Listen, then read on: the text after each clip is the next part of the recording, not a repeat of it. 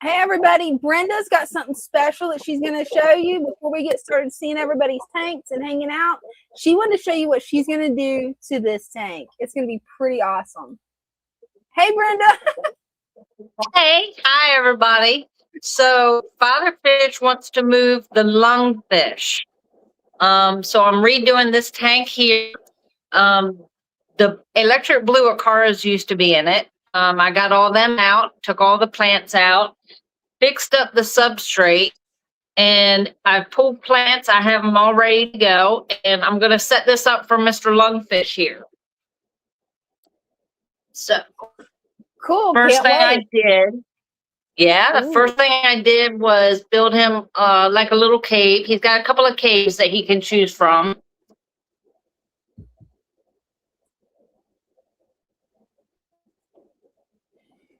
Yeah, Brenda definitely had a special surprise for us tonight.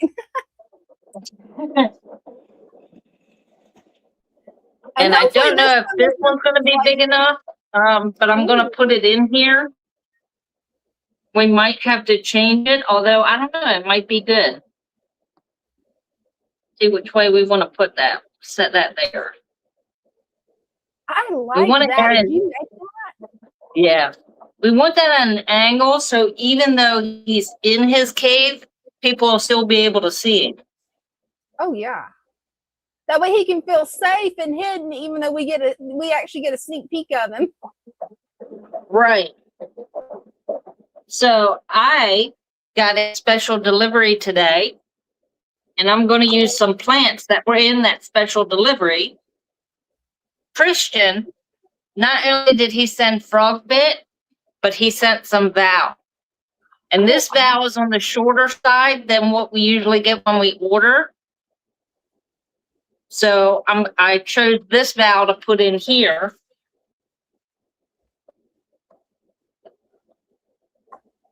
I'll stick that right in the bag.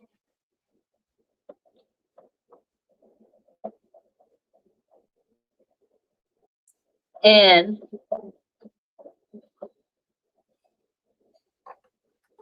is that me? On what? I didn't hear nothing. Who's beeping? It's not on my end. Nothing in my room's beeping. Not sure what could be beeping. I don't know what's beeping. Yeah, here in my fish room, nothing's You don't hear beeping. it? It's got to be there. Yeah, I'm not hearing it over the microphone. It might be one of the heaters over there. We've been having some problems with one of those heaters. Oh, it might be. So I'll just continue and try to ignore the beeping. Hey, you've got better focus than I do, Brenda. The beeping would be driving me insane until I found it. So another thing I learned, instead of Val, most people plant Val and Sag one at a time. And it looks nice. It will connect together and then shoot runners. But if you put them in a group of, say, 4, it looks so much thicker. So that's what I'm doing. And it'll just give it that fuller look.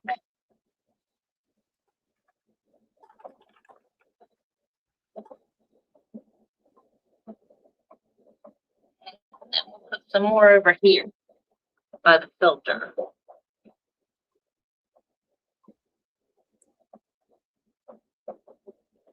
And next, I chose golden lodelia. I only have a couple pieces. So this is one bunch. I'm going to put two together and make it look like a little bush. Oh, that's going to look nice. Hey, Christian's here. She's planting some of your plants, Hey, Christian. Yeah, I got them in there. Let's see. Because Mr. Lungfish doesn't really do a whole lot of destructive stuff in his tank, and he doesn't eat plants. So I also picked out some swords.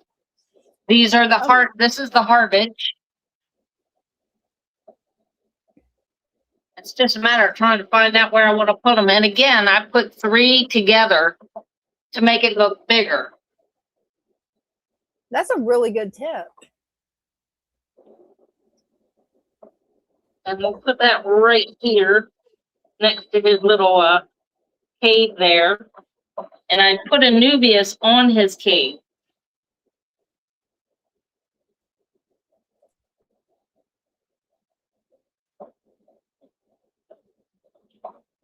And then I picked up some broadside. And it's short, so it'll grow in. And I'm going to stick that in between the valve. And I have to replant my swords because, you know, that's what happens. Oh, yeah, getting those guys to stay down. I had to actually put lava rocks on top of mine to originally get it to stay down. You can do that, or you can just take some of the sand and just kind of make a little mound around the roots. And it'll eventually catch root, and the roots will get... That one's not me. Sorry, that was on my end. I think it was a spam call, so I hung up on it. I didn't recognize the number, so.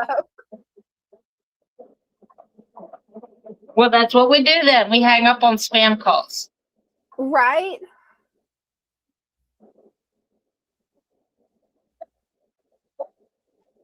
And then I thought he needed a little bit of color in here. And we had a little bit of this purple waffle. Ooh, I'm in love with that plant, Brenda. Yeah. Isn't it pretty? It's technically a terrarium plant. Yeah. But I think it looks good. They sell it as a bunch plant. So we're going to put it in here like a bunch. Oh, cool. A bunch plant, stem plant, whichever one you want to call it. That's what that was. There we go. We're going to put that little pop of color right here in the middle.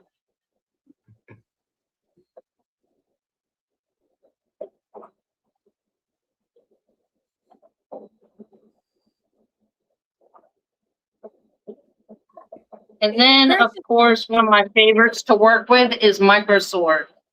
Oh, yeah. And we're going to put that right here in front, just in case he wants to hide behind it. And we'll just put a few of them right here next to each other to give it that grafty look.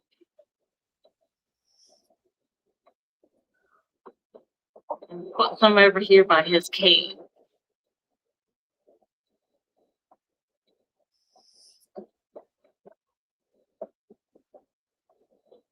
That is looking good.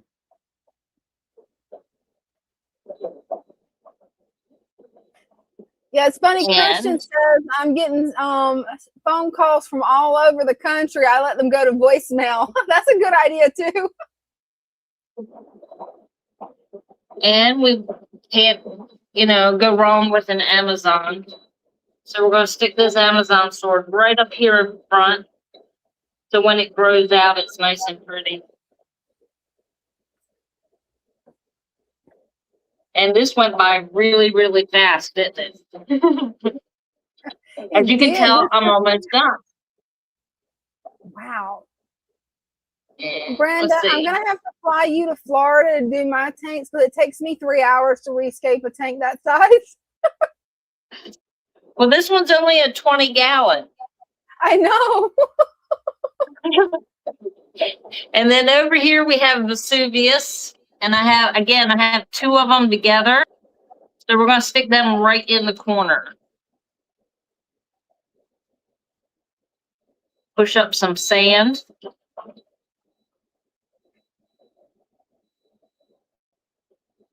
Wow. And I'm thinking maybe some of this micro sword in the back here. Just to fill in a little bit.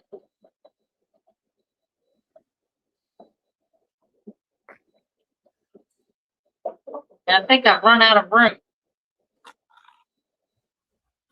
If you can believe that one. Wow.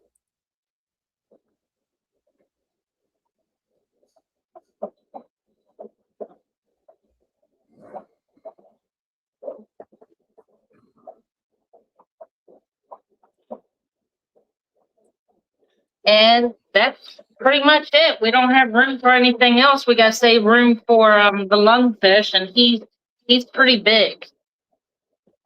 But oh, yeah. there's a closer look. Let me get rid of the banner real quick. There we go. Let me get rid of the comment real quick. Okay, the banner came back. Okay, got the banner gone. Now we can see the tank. Oh, okay.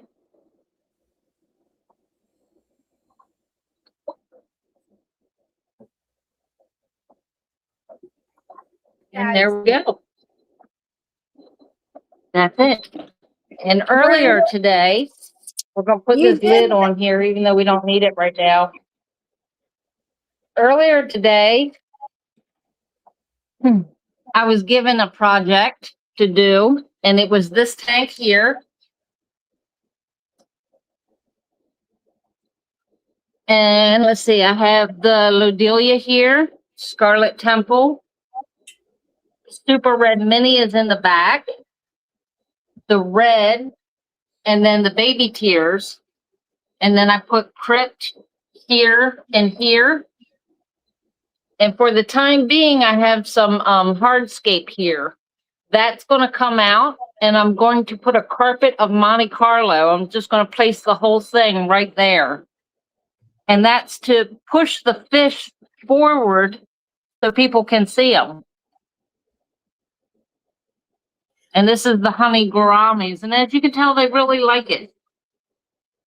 Yeah, they do. They're all over the place.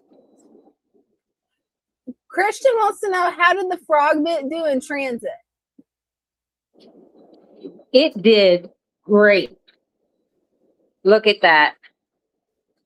Some of it's a little discolored, but that's okay. I think I got it immediately in water, and hopefully it's going to turn around.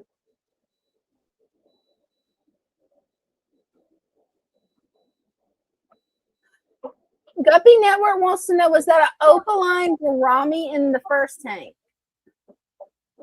Is that, oh, wait a minute, I lost you. Oh, I've lost you too. Okay. Am I back? These are the honey gouramis. Let me see if I can can I turn my camera around?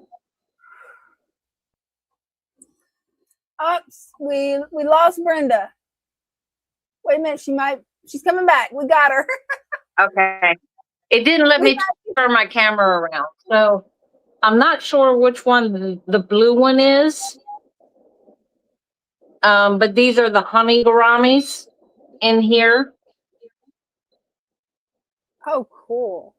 And I know there's something else in there. These guys, the little pikes. I don't know if you can see them. Oh, that's cool.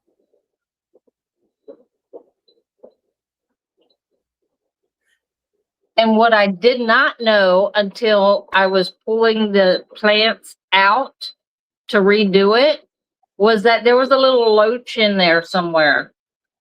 Oh wow. He came out with one of the plants, and I had to get him back in the tank.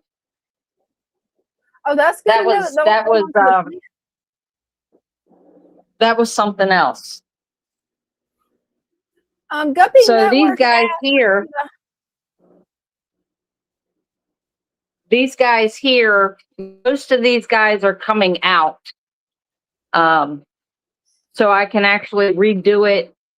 It's called the Dutch style, and it's like the gourmet tank. So it's just like totally packed full of plants. But for the time being, I got some Val in there and some Sage and some Microsword, and just kind of put all that in there. They had this tank so dark you couldn't see them.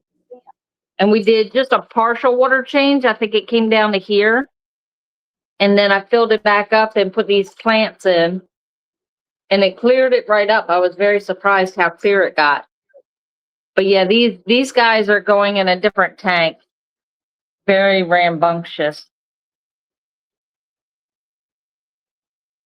Oh, that's gorgeous.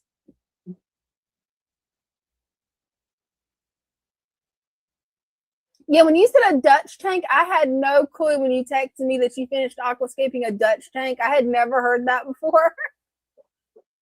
It's pretty wild. They do things like in a line, and they just pack the tank full. And then I redid this one the other day. This one has the trumpet nose somewhere in here. I have no idea. This tank, let me tell you, I did a half. So I came halfway doing a water change and just knew we had one of the little baby Waru were in here and wouldn't come out. And I just knew I sucked him up in the hose. Could not find him. So I went ahead and replanted everything. And don't you know, that little guy came out from his hiding space and just looked at me. I'm like, you're a little shit. I don't know if I'm allowed to say that, but I didn't hear nothing. He's like, this is my tank and you're not getting me out. Oh, right. So I've got a guppy like that. He's staying in there along with the trumpet knife fish, wherever he's at, because he was hiding. I did get him. I hit him with the hose, like I nudged him, and he just like zoomed all over the tank. But he's still in there. I'm like, I don't know about you guys. And then y'all saw me do this one the other night. And I'm thinking, I'm kind of liking this Dutch method. So I might try to do something. I might try to redo this one here. Oh, that'd be fun. And then they finally came out. Aww. They've been hiding in the back, and we couldn't see all the discus. They kept hiding, but they decided to come out. Awesome. And there's a little Bisher, one of the albinos, just hanging out on the leaf. That's actually one of the swords. It's a red flame sword that got pulled up, and he's just hanging out. Hey, he's happy. This is actually starting to get on my nerves, and I don't know which one it is.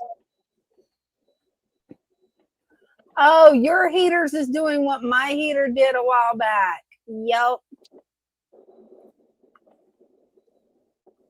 I ended up having to hit every button on it and then resetting it to get it to stop. Yeah, it's saying it's high. I don't know how to stop it. It'll stop eventually. One of mine had to unplug it and replug it back in. I think that's what Bryce does. I have no idea. He's the one that does that. But here's Mr. Lungfish, if you can see him. Ooh. Let's see if we can see the lungfish. So he's kind of big, but I don't know. Father Fish said he wants him in the other tank, so we're going to try it. See, right now he's in the back, all the way in the back. His little tank buddy is in there. Oh, cool. And see, here he has a cave, which he spends most of his time here in this cave here. So I thought it'd be nice to get him a couple of caves in his tank. But the cichlids from the front 75 are going to go in this one here because there's no dirt substrate. It's all sand. Yeah. And they like to dig. So that's why we're doing that. And I'm back at my desk now. So I'm going to get off of here to get on the desk. Oops, gotcha. And I got to turn the volume up. Oh, yeah. I was glad we were able to get things to work a little bit before the live stream where we could test some things out. Right? Yeah. Trying to figure this out. Stop. She's got to thank for the bracelets. So we got to take them off. She's after those bracelets. She's definitely after them. So, yeah, it's been a full day here. Even though all we sent out was dirt, there was a lot that got done. We did a couple of tanks. Yeah. And in the meantime, there was actually more people that came in. So Bryce is waiting on people while I was working on tanks. And then he would work on tanks. And, yeah, a very full day. Before we knew it, it was 4 o'clock and time to lock the door. Right.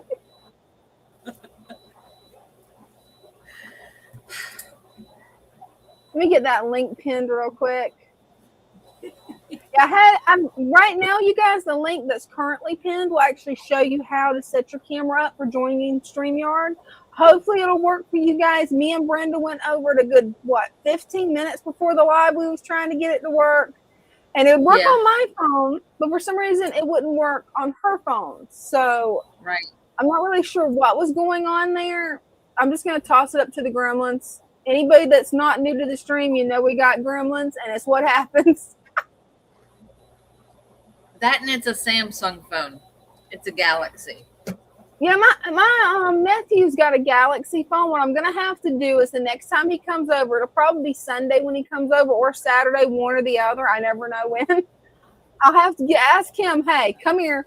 I need you to get on StreamYard and let me hold your phone and see how this actually works, because it works a little bit differently than an iPhone. So, yeah. It does.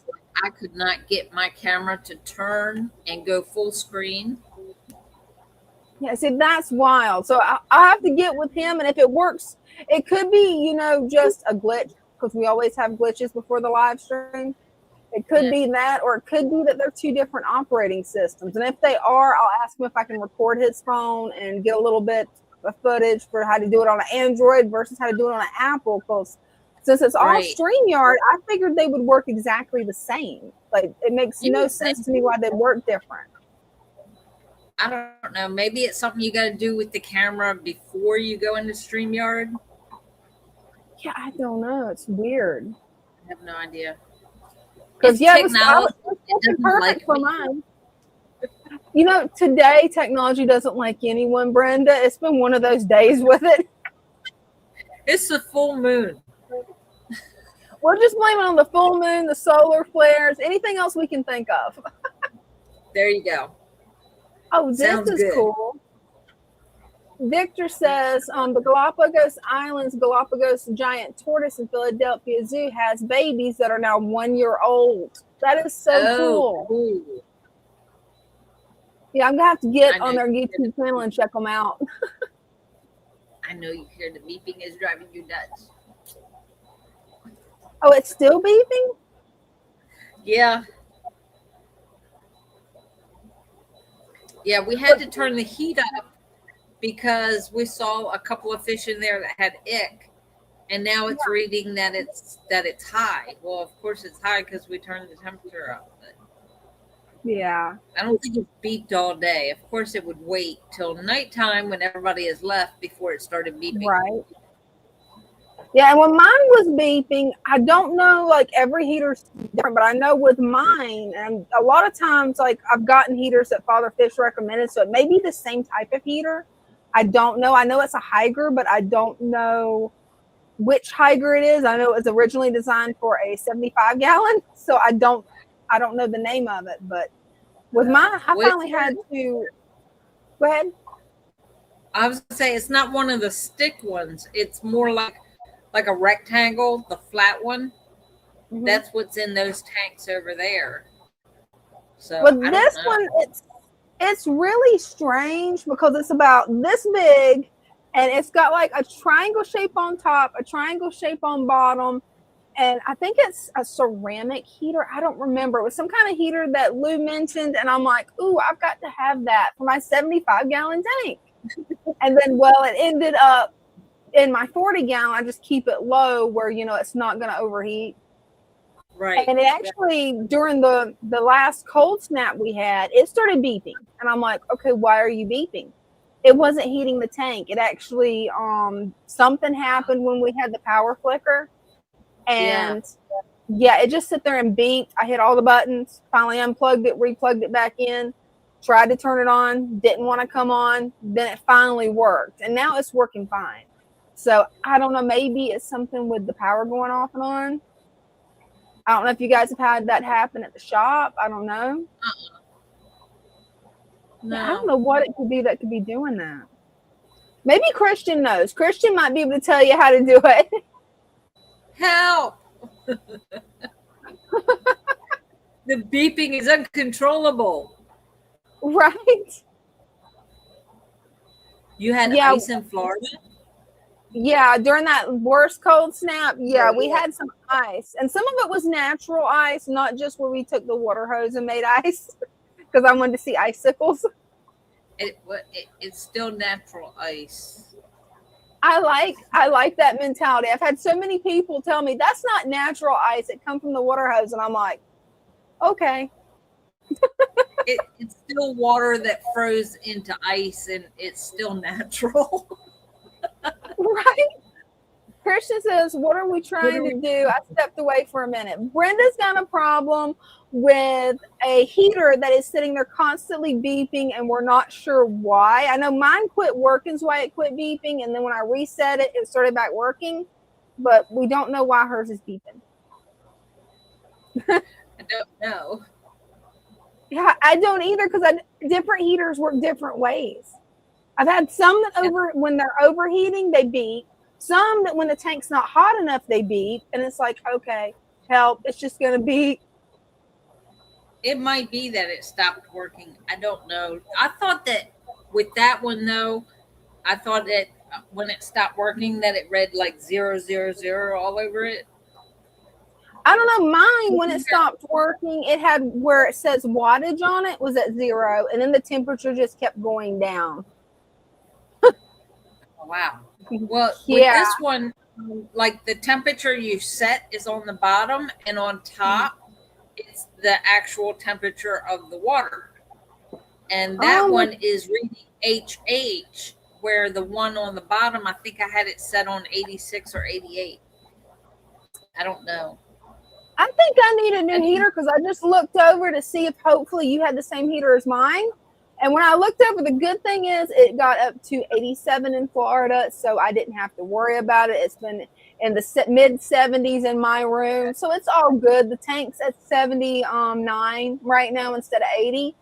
But it's interesting because at the top I have my temperature. In the middle I have my wattage, and it's at 0 watts right now. So I'm gonna watch it and see if it goes down any. But there's no beeping. It didn't beep this time. Nothing. I mean, it's really weird. I didn't think to look at that part. Yeah, the only reason I know is I asked somebody online, I don't remember who, and they're like, well, what's your wattage? What you got it set for? When it gets close, when it gets within a degree or two of that wattage, it should show anything other than 0. Right. I'm like, oh no, that's not working. I can try unplugging it and plugging it back in, see what that does. And try that. And Oh, I just seen Chairs Aquatics is down there. Hey, Chairs. Okay. Christian says, I think they beep to alert you that it's malfunctioning. My hunger heaters beep if the temperature gets too hot. They also beep when they're out of water. These, they'll beep and let you know if they're out of water. Oh, that's nice. Like if the water level gets too low, it starts beeping to let you know, hey, you got to do something.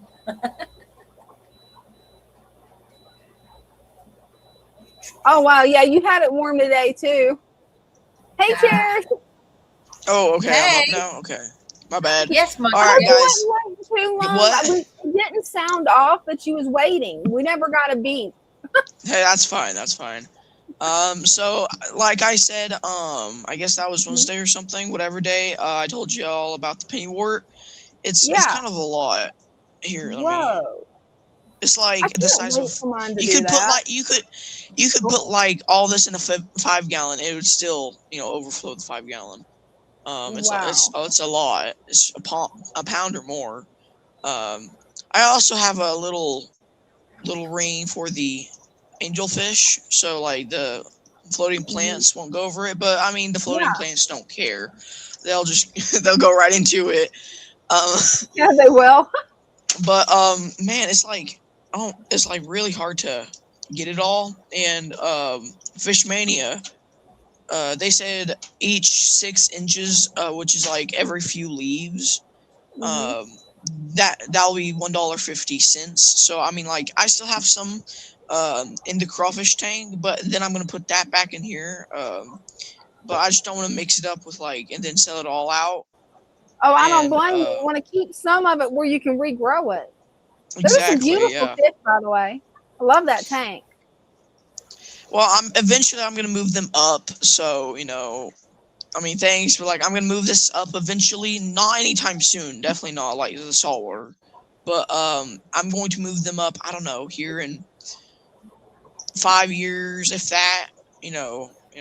But I mean, it doesn't seem like there's no aggressiveness. I have a high flowing. What's it called? It's not a sump. It's something smaller than the sump, but it kind of works the same way. Oh yeah. Yeah, I forgot what it is. It's a canister filter. They're practically mini sumps. Oh yeah, I've had those. Hopefully you have better luck with your canister filter than I did mine, because mine ended up spraying me, my fish room. Thankfully it didn't get down on my keyboard, because I actually had my keyboard put away for once. But yeah, I got sprayed with mine. Well, mine, I love mine, but the only thing I hate about it, every time I have to clean it out. Oh, it's a nightmare. Yes. Every time I clean it out, the water just overflows the sides. When I pull the thing out, it just overflows, and then I'm like, last time I did it, it was terrible. The smell was horrifying. I honestly don't want to open up any more canister filters for the rest of my life. That was terrible. But of course I will. I got where I don't even use my canister filter. It's outside in the sun because of how bad that thing smelled. I just use sponge filters or hang them back. I'm definitely know that there were so many jokes that I could have said, and I didn't. I kept my mouth shut. I'm being nice to the mini gremlin. Mini gremlin? All right. But here's one of Christian's angelfish, the last one I got. Pretty angels. These two are they're not really aggressive. They'll honestly let this one school with them sometimes, but sometimes they'll be like, okay, I'm done, so you can move on. So I mean, they're pretty cute. The red rosy minnow is trying to eat apparently the fish. I don't know what it's doing. Right.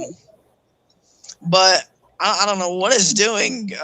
It's if you can tell, it's going after them. Yeah, it's doing the zoomies hardcore. It probably has zoomies. I mean, it looks like it. but I'm definitely gonna donate all this tomorrow. So thank God that y'all did a stream today because I was gonna show y'all all of this like a pound or two. Hey, I'm And I glad don't you know was how able much to I'm make gonna get. it. And also, Yeah, I'm I gonna wanted sell to a see lot that of the floating anyway. plants. I'm gonna sell a lot of the floating plants, Oh, or cool. most of them. I'm gonna have still a lot left, but I just gotta get. That's practically my stock. That's all I can really sell is just plants, and I could sell Java ferns. I'm gonna do that. Oh, that's gonna Because be Java cool. fern, the Java fern, like when the leaves and the baby Java ferns come out, that's practically free. Stock and free. Everything's free technically, but like except the food and the Right. electricity.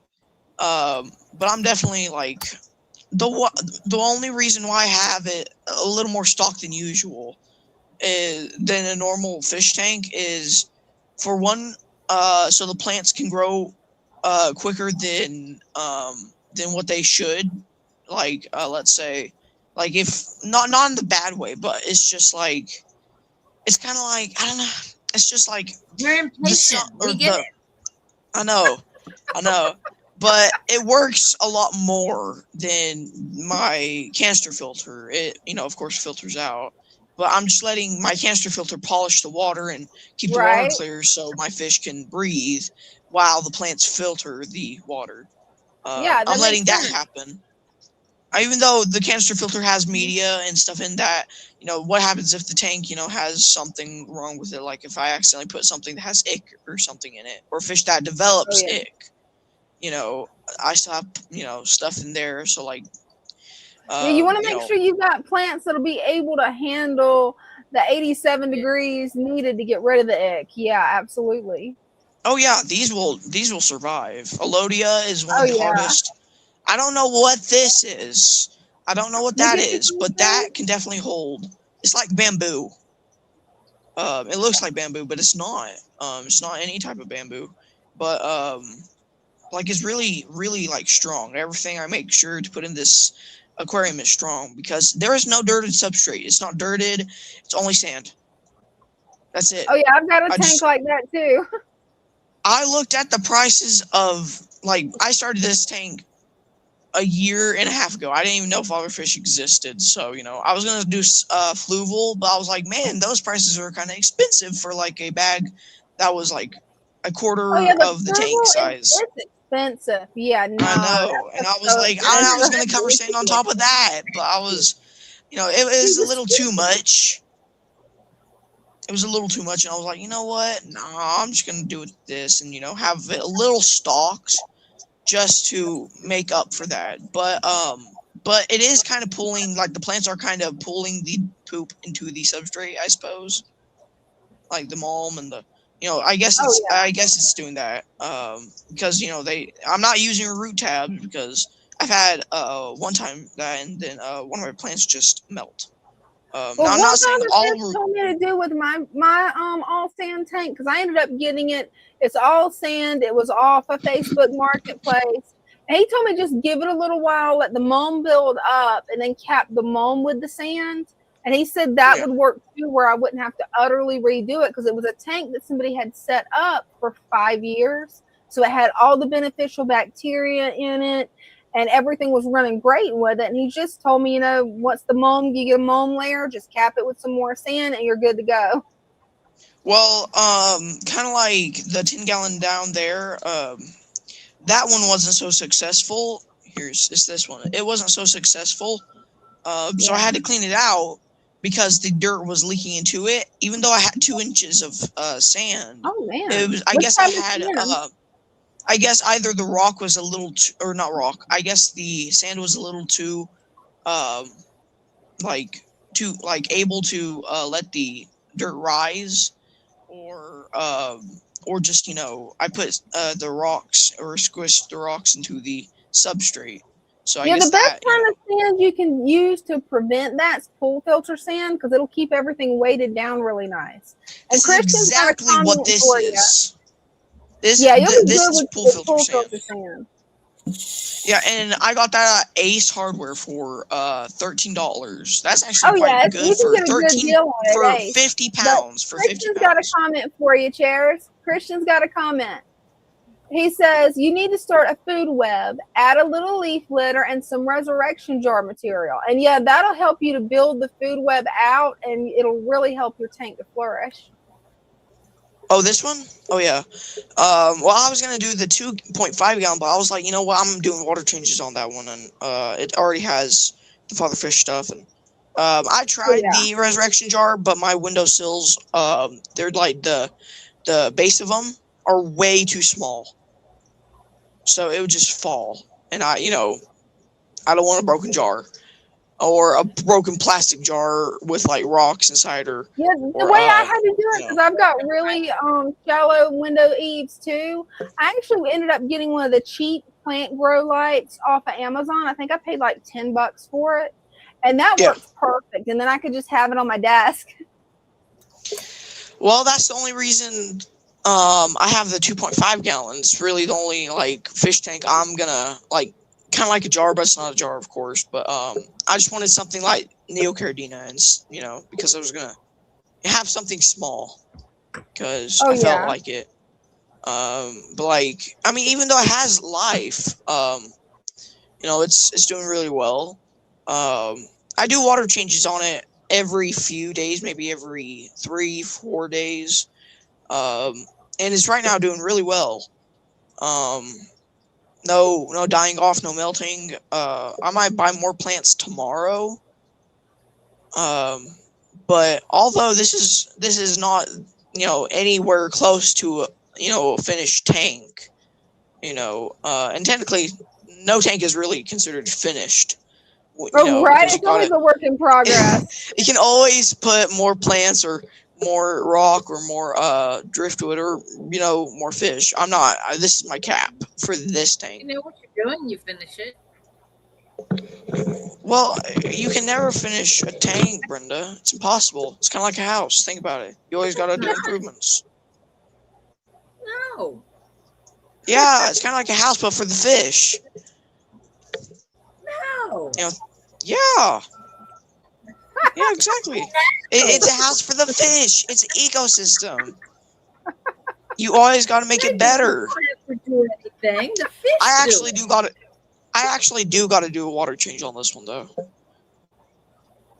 I do. This one is getting a little more algae, like on the glass. I'm not even feeding a lot. I do like two pinches. What? They make those things where it cleans the glass. So you I know. don't I have have to do one of water. those. I know. I do water changes because it's just like I like to suck up the poop and stuff like that because it looks kind of ugly. To be on the that'll bottom. be something that will definitely help. Does it taste good? Does it taste good? It does. I'm kidding. No, I'm kidding. No, but I like to suck up the poop with my with what's it called? A little bit of honey to it. Yeah, a little bit of yeah. I don't even like honey. Honey is ugh. Kind of like tea. It's kind of like tea. It's all natural sweetener. There's nothing. I get that, but it's kind of like, dude. It's kind of like tea. I do not like tea.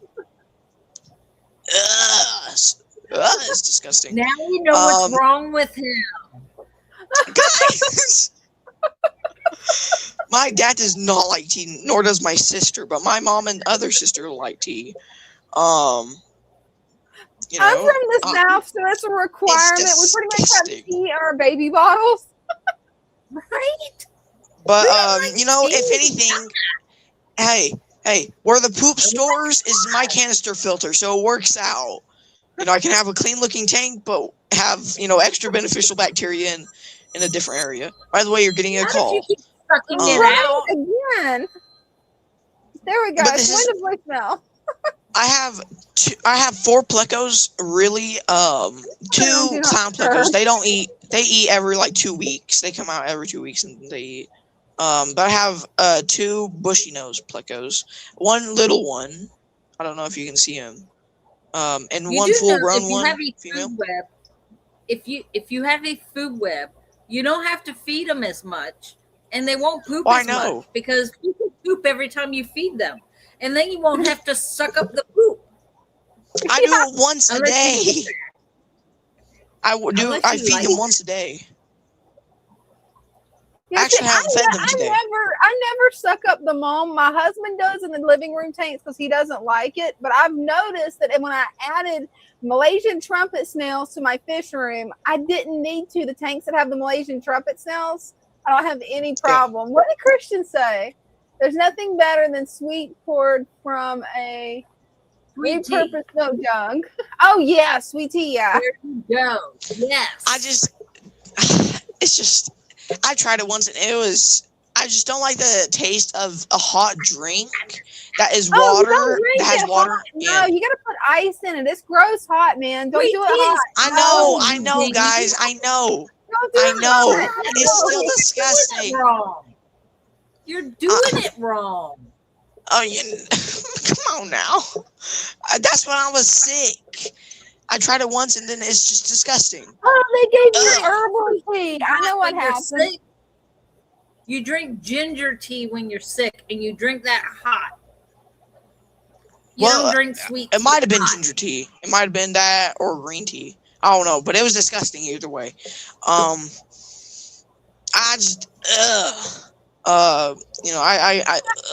don't know how to explain it. It was disgusting. But it was not as bad. It was not as bad as when I went to Nashville the other day to get that damselfish, and I went to Walmart and I tasted this Reese's cup that had marshmallow in it. It was disgusting. Marshmallows and Reese's. I don't know how that would go. I don't think I would try that. Do you know those little candies or something that have like those that are chocolate and then there's like a cherry inside? Yeah. It tastes like that. Ugh. Ew. I don't like cherries, so ew. The only thing good I like cherries are for like ice cream. You guys together. No. When you bite into one of those chocolate covered cherries and there's just goo that goes everywhere. It's like that Queen Anne or something. Yeah, I know, it was disgusting. My mom, she used to like that, but COVID got her. Oh, you guys, back when I could have sugar, I would eat a whole box of those. I didn't care. All right. Hey, it's also not as bad as that Easter candy or something, like those rabbit candies. Oh my gosh, it's so disgusting. I don't know what that's bad too. It's like wrapped in like tin or foil or something. I don't know how to say it, but those are the disgusting. Egg. Those are two. Yeah, those are two. Like a real egg on the inside. Yeah, it's like yellow and white. Egg. When you crack it open, it's like it looks like a real egg on the inside, but it's some kind of like sweet stuff. I don't know. It always had the yellow dyes in it, so I would get nauseous. I couldn't eat those. Yeah, no, I tried it once, and after that, I got like I wanted, like, it was disgusting. like I used to like them, but like it was just too sweet after. Way too sweet. It's way too sweet. It's got way too much sugar in it. I can't even eat one of those. Sweets with monk fruit and honey than buy any other store bought at this point because it's too sweet. It's just no. But something good, Pringles. Guys, think about Pringles; those are good too. Pringles are pretty good. I want to learn how to make those myself. I found a recipe for it, but I have not tried it yet. I saw this woman. I have made the Dubai chocolate. Oh, no, that was Dubai chocolate. Yeah. Oh, you've made the Dubai chocolate? By the way, that stuff is expensive. Yeah, I've never tried it. You think I made it? What, you order it from Dubai? It's like no, she makes it herself. She gets all the ingredients and makes it herself, Chairs. Like, she makes it from scratch. Man. Yeah, she's awesome is the pistachios I don't know why. Zucchini. I don't know why people are like, it was like such a hype back in like 2024, but now now people don't talk about it. I've never tried it. Yeah, I've never tried I've it. seen it, but I've never tried it because it's got real sugar in it, and I know better than to have real sugar. Yeah. You guys won't see me on the live stream if I have real sugar because I'll be in It too has much pain. the- It makes my, Yeah. It has the powdered sugar in it. yeah. But I saw this woman making Pringles. Like, she made potatoes out of Pringles. Yeah. I've seen it And- that way, but that looks so nasty. Isn't that reverse? And Like, someone in the comments said, Do you, It is. someone in the potatoes is comments, the raw form of Pringles. I know. You know what potato they're made out of, right? Potatoes? Well, yeah, it's The crunchy kind. it's the potatoes, the flake potatoes. That's what it's made from. It's The not what? made from The real. raw kind. It's the flakes or something powdered. Oh, so they like dehydrate it and make them from the flakes. Okay. But I was Yeah, gonna say exactly they're what they made do. from real potatoes. Still, yes, but like it's same for KFC. Still, powdered or flaked potatoes. But I saw it, and someone in the comments said, "Can't you just chop up potatoes and then put them in the pot and boil them, and then take them out and squish them? You're gonna get the same result, if not better." Probably. And there's another way you can just cut the potatoes very thin and fry them, and that will make potato chips too, but it makes more like the Lay's type potato chips. Yeah, It doesn't make the yeah. Pringles. You know Pringles what you you're would doing. definitely. Huh? We don't let Dina play with knives. 'Cause she might cut herself, and we don't want her to do that. I might cut Guys. myself, but others, you never know. You get a chopper, one of them choppers. You put the potato in there, and you just pound on it. That would probably make really neater looking potato slices because when I tried it, that was some pitiful. Y'all know Sounds those good, yeah. potato slicers where it it's like slanted, and you take like a potato or something, and you called a man down. like go down and Man, I Yeah, guess the thing that you do this Yeah. with, yeah. those scare me every time. I swear someone's gonna get cut by them. Like I can't that help but scares say me. that I've been cut by one. not that if you know scares what me, you're though. doing. I know, keep your hands away from the blade, but like I've seen people put their hand wrapped around it and move. And I'm like, move your hands. Put it on You top, know they not put on the this- bottom. You know that extra plastic piece that comes with it? Nobody knows what it's for. That's That's to what it's hold on for? to whenever you're cutting, so you don't get your fingers I know, but no one uses it. because they don't know what it's for. If you don't know what Exactly. it's for, then you should be using it. Brenda, you need to go in and make instructional videos on all of this stuff, please, and thank You know you. what? Ding will thank you for this. Brenda, she has experience I with don't know if this, you want okay? me to do that. Oh, she knows Like, how to cook 'cause- good.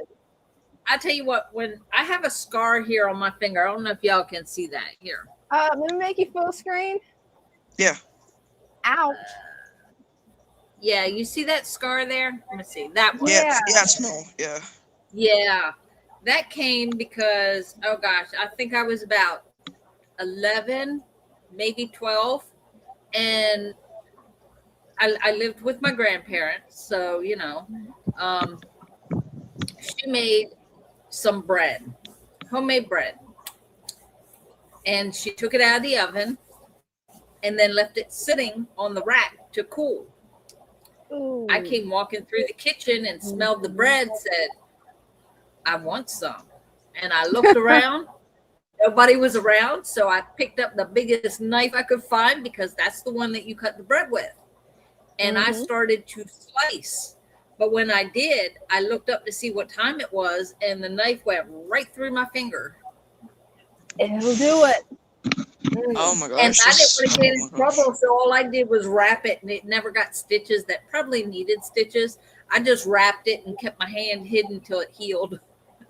I don't blame you. When I was a kid, I would just use super glue. Probably not the smartest idea, but if it was a bad cut, super glue and nobody would know. I never thought about that when I was younger, so I don't. The It only wasn't By the reason I way- knew is that's how my brother got away with things. And he told me, and I'm like, oh, super glue. Thanks for the tip. You know, I still got super glue on my fingers from that Anubius. By the way, Brenda, I remember when you showed that tumbler that, like you got or something. recently. We showed it on the live. Yeah, that kind of reminded me of like a PVC pipe, kind of like that one. Kind of remind me of it. I don't know why. Not insulting, but it reminded me of that. You know. Well, you remind me of a squeaky little kid. Not insulting or anything. You two are so crazy. I meant like, man, I thought that was like part of the corporation y'all are running, man. Not like an insult.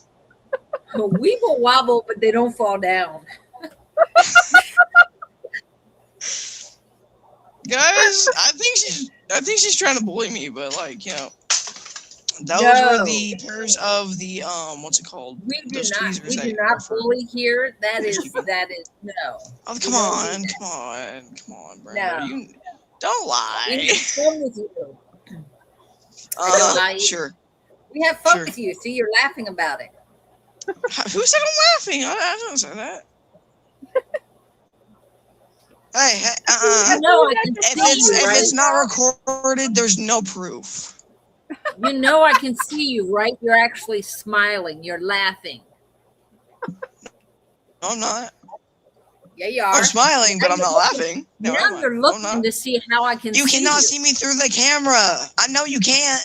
No, you can't. She's a mom. She has mommy vision.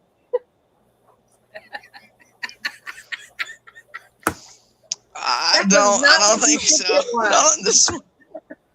That was a fidget toy.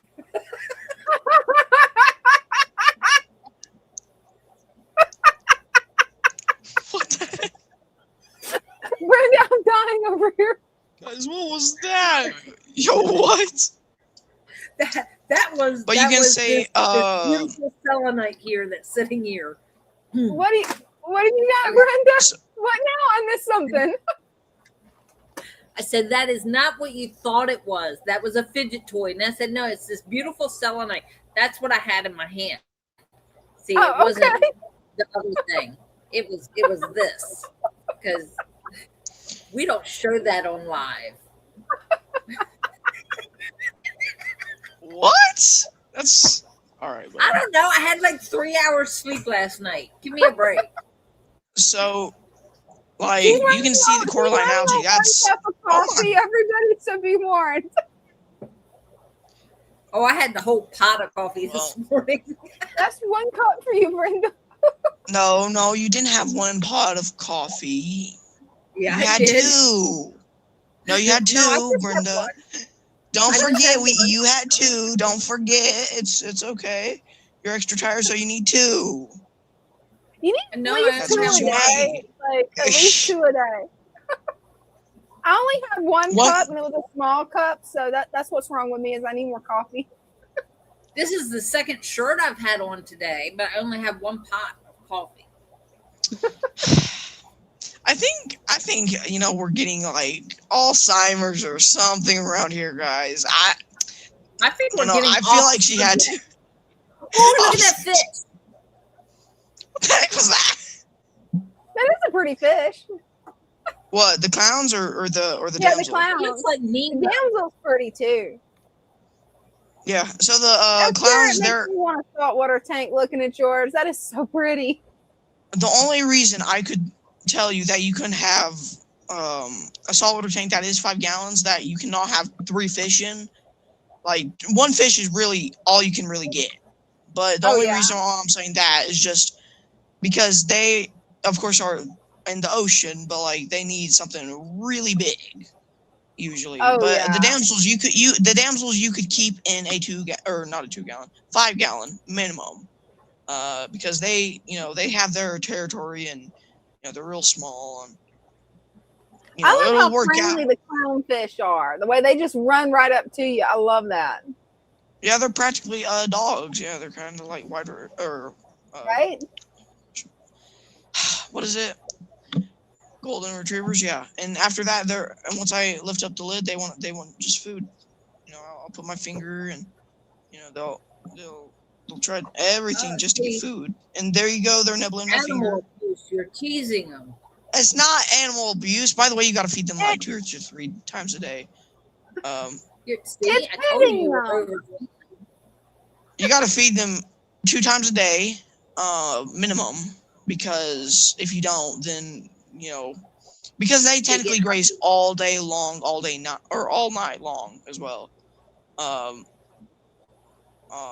But like they're really easy to keep. They're territorial. I can tell you that. They're really Do territorial. they keep you up at night if you don't feed them that second time?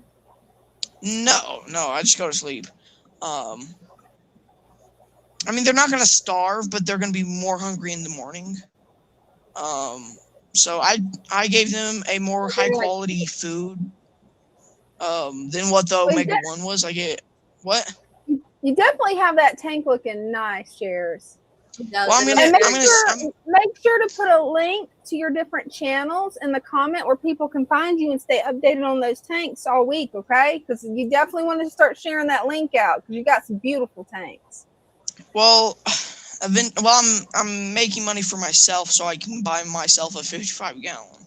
So definitely. Because these guys, and I'm gonna stock it with a $250 fish that can live for 30 years. So Oh wow, it lives for 30 years. That's pretty cool. Yeah, it's a tang. It's a yellow tang. Unless you starve it. Don't starve it. What? Oh no! You get it from biota at 2 inches long. That's how long the yellow tang is when you get it shipped to you. So it's about as big as the damsel when it gets shipped to you. And then once it's big enough, like let's say an inch bigger or something, you can let it out because, that's when it can really defend itself. And, that's when it can really take on the world and the tank and the aggression. And, and although you can put it back into the box, like if there's aggression, like 3 inches would be minimum for letting it out in a tank like that. You could keep a yellow tank in this when it's just 3 to 4 inches. I want any bigger, and you need to move it up to a 20 gallon for temporary. And then, but it says you should have them in a 75 to 120 gallon minimum. But that's talking about the Hawaiian or a different one. But like I think the Hawaiians get a little bit bigger than the one I'm looking at. Well, I can't wait to see when you get that tank and you get it set up, Chairs. That's going to be pretty cool.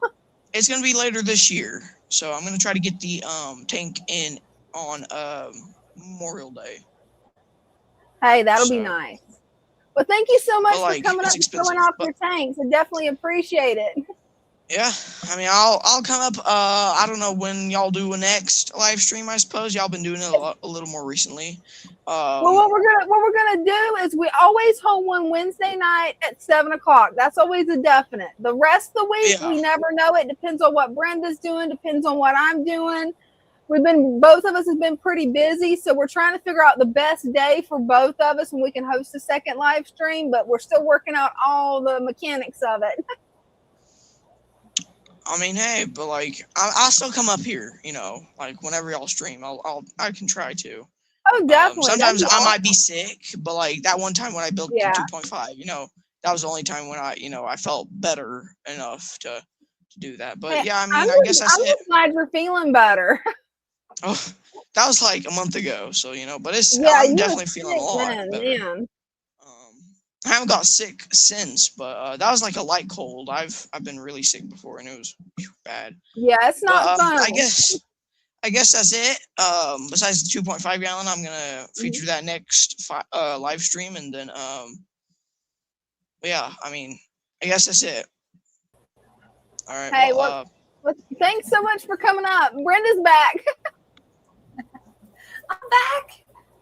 We'll do mischief next week, Brenda. Hey, sounds like a plan, Chair. Don't forget, Brenda. Don't forget. Don't forget what? That we're gonna do mischief next week. Next week. All right. You're saying I need to write that down? Yes, you do. Okay. Is there a certain time I need to be here? Whenever I just get on, so that could be, anytime really. I'm kidding. But yeah. All right. Well, I guess that's it, guys. Anytime because like I work during the day. I have a job.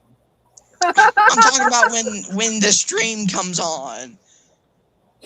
Oh, every Wednesday at 7. I'm. Oh my gosh! I know. I don't have Alzheimer's or dementia. But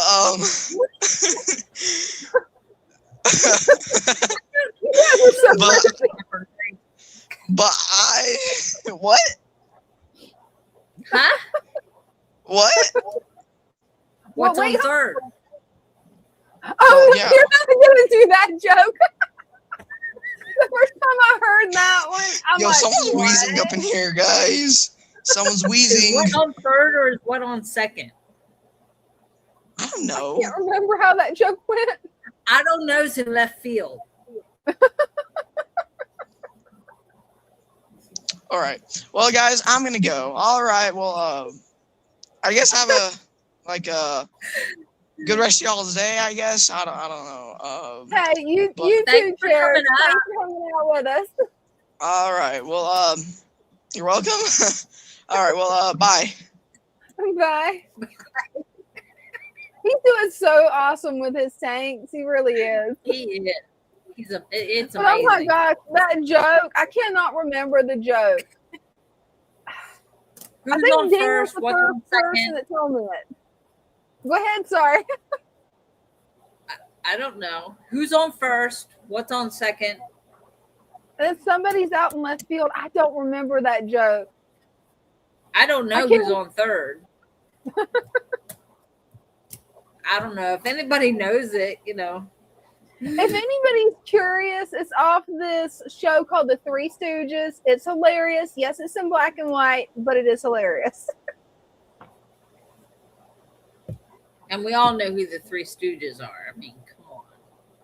We I grew up had with all the Three VHS tapes for them. My brother wanted to make sure I had every VHS tape for them, and he's like, "Okay, this is what you need to watch. It's funny." It was. Was it them or was it? What was that other one? There Oh, was God. there was another one Charlie that Chaplin? did that joke. Was it Charlie Chaplin? I don't know if it was Charlie Chaplin. It was that guy. I have no idea. The Honeymooners, was it on there? I don't know. It could have been. I didn't really I don't watch the know. Honeymooners. But I didn't either. It's I watched a classic. couple of episodes, but I was more into the Three Stooges. Yeah, there was a lot more than 3. Right? I think there was actually 4 at one time, and then they went back to 3. And Yeah, they kept changing the numbers. Well, anybody that's new to the stream, you're welcome to click the link, come up, show off your tanks, your pets, and your hobbies. Until then, me and Brenda's going to be joking. You're welcome to joke with us. to the moon, Alice. That's right. I ain't heard that To in the a while. moon. My granddad used to say that all the time. To the moon. My dad would do that. Chairs has a The comment director. for you.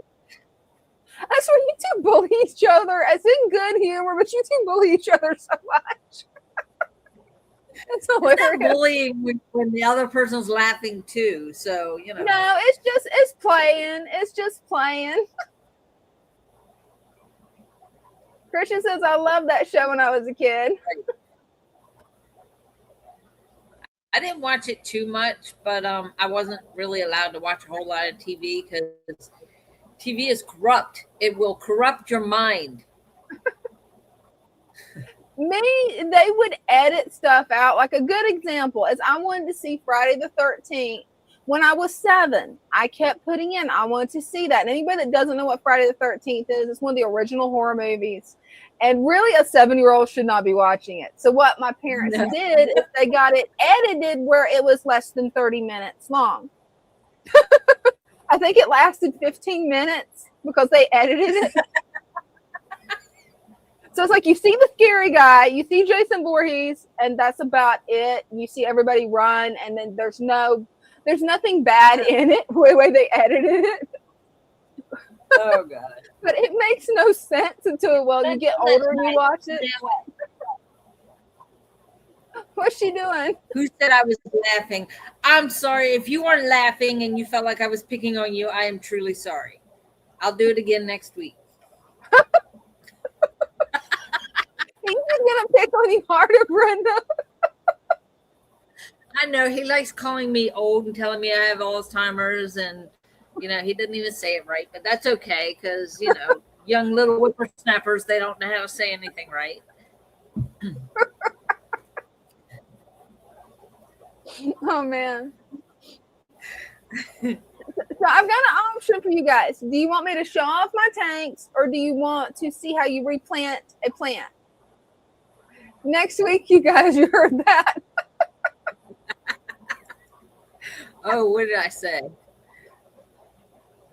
I don't know which time. I don't know. I don't know. He said, yeah, next week. What did I say?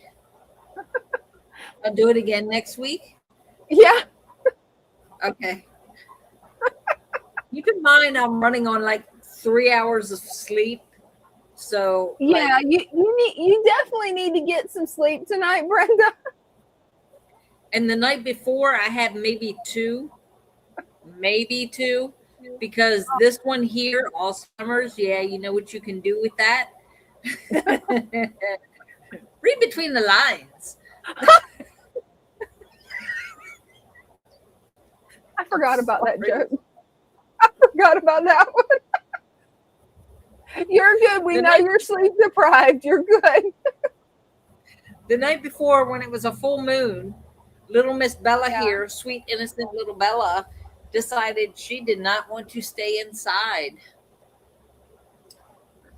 She kept wanting to go outside. And telling her, no, you're not going out again. She was not taking no for an answer. Yeah. She took my blanket in her mouth and was pulling the blanket off the bed. Oh, man. And I'm like, no, you're not going. Leave my blanket alone. And she would sit down and watch me get all comfortable again and then start yanking on the blanket again when her whining didn't work. Like she was sitting there whining at me. I said, you can stop that. You're not going back outside. Yeah. She was not taking for an answer. Oh, sometimes they won't. So I had to take her outside just to go outside and run around the front yard, and then she was good and went back inside. Then hopefully she lets you get some sleep. Hopefully. 3 times.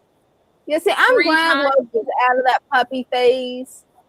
I'm glad Loki's out of that puppy phase. Oh, man. Well, this was, let's see, I didn't get home till what, after 12? Yeah, it was after 12 before you got home. Yeah. She was whining that her fish were leaving. Where were they going? Oh, she's very protective over the fish at home, let me tell you. Oh, yeah. Like I brought in a male betta for my tank at home. It took no time at all for him to blow a huge, huge bubble nest. Oh, cool. Half of it is full of eggs. He's got so many eggs in that nest. I'm like, oh my God. More better be on the way. That's awesome. But yeah, she was like watching me like a hawk when I put him in that tank. And anytime I go near the tank, she's right there watching to make sure I'm not doing anything I'm not supposed to. And like all I'm doing is feeding them. She's something else. She is. I don't know, y'all could see it, but when I was sitting on the floor to do that tank, she was right there. He's got a point. That is her fishies. All the fish here are Bella's. She feels like she is their protector, and she's watching every single one of them. That's her babies. Yes. I just feed them. I just feed them. That's all I'm allowed to do. Because don't you dare put a net in that tank. Right, she'll get you. She will get you. the first one that I put the male in, I put him in the 6 gallon. And then I realized that one had the bubbler in it. That one had the filter in it. And I was like, crap, I meant to put him in the other one. So I had to take him out of that and put him in the other one. She was like throwing a fit and watching everything I did. And I was like, it's okay. She was fine as soon as he got in there. But I put that net, I had the net in my hand. Mm-hmm. And she knows when that net's in your hand, you're getting ready to do something you're not supposed to be doing. So I had the net in my hand, and then I reached in with my hand and pulled him out and put him in the other one. Yeah. So she was looking at an empty net. That poor dog. She's just like, nope, all those fish in the shop is hers. That they are. Right. I think it was cool. I forgot who commented that they loved the background on the thumbnail. I don't know if you noticed that the thumbnail's different. What we did on the live stream last week, I put that as the background. Oh, the gizmo. I saw that. Yeah. I saw it like real briefly as I was getting, because I was, today has been crazy. It's been steady for not doing a whole lot of boxing. We stayed busy all day. So it was like 4:30 before I got out of here, because we were in the middle of projects that we had to finish before we could leave. So it was like 4:30 before I left. I had to go to the store before I went home and got Bella. I had to change a bandage when I got there. Then, you know, she had to run around outside and do her business before we got in the car to come back here. I think I got back here like 10 minutes before I got on with you. Oh, wow. He's cutting it close. Like, it was Jeff that liked it. Oh. Yeah. Yeah, I had like 10 minutes. I was like, okay, no dinner for me tonight. You need to go get you something to eat, Brenda. You can eat while I show off my tanks, and I'll repot this bonsai tree. That should give you enough time to be able to eat. I'll do it slow. I won't do it under 10 minutes like you did with the fish tank.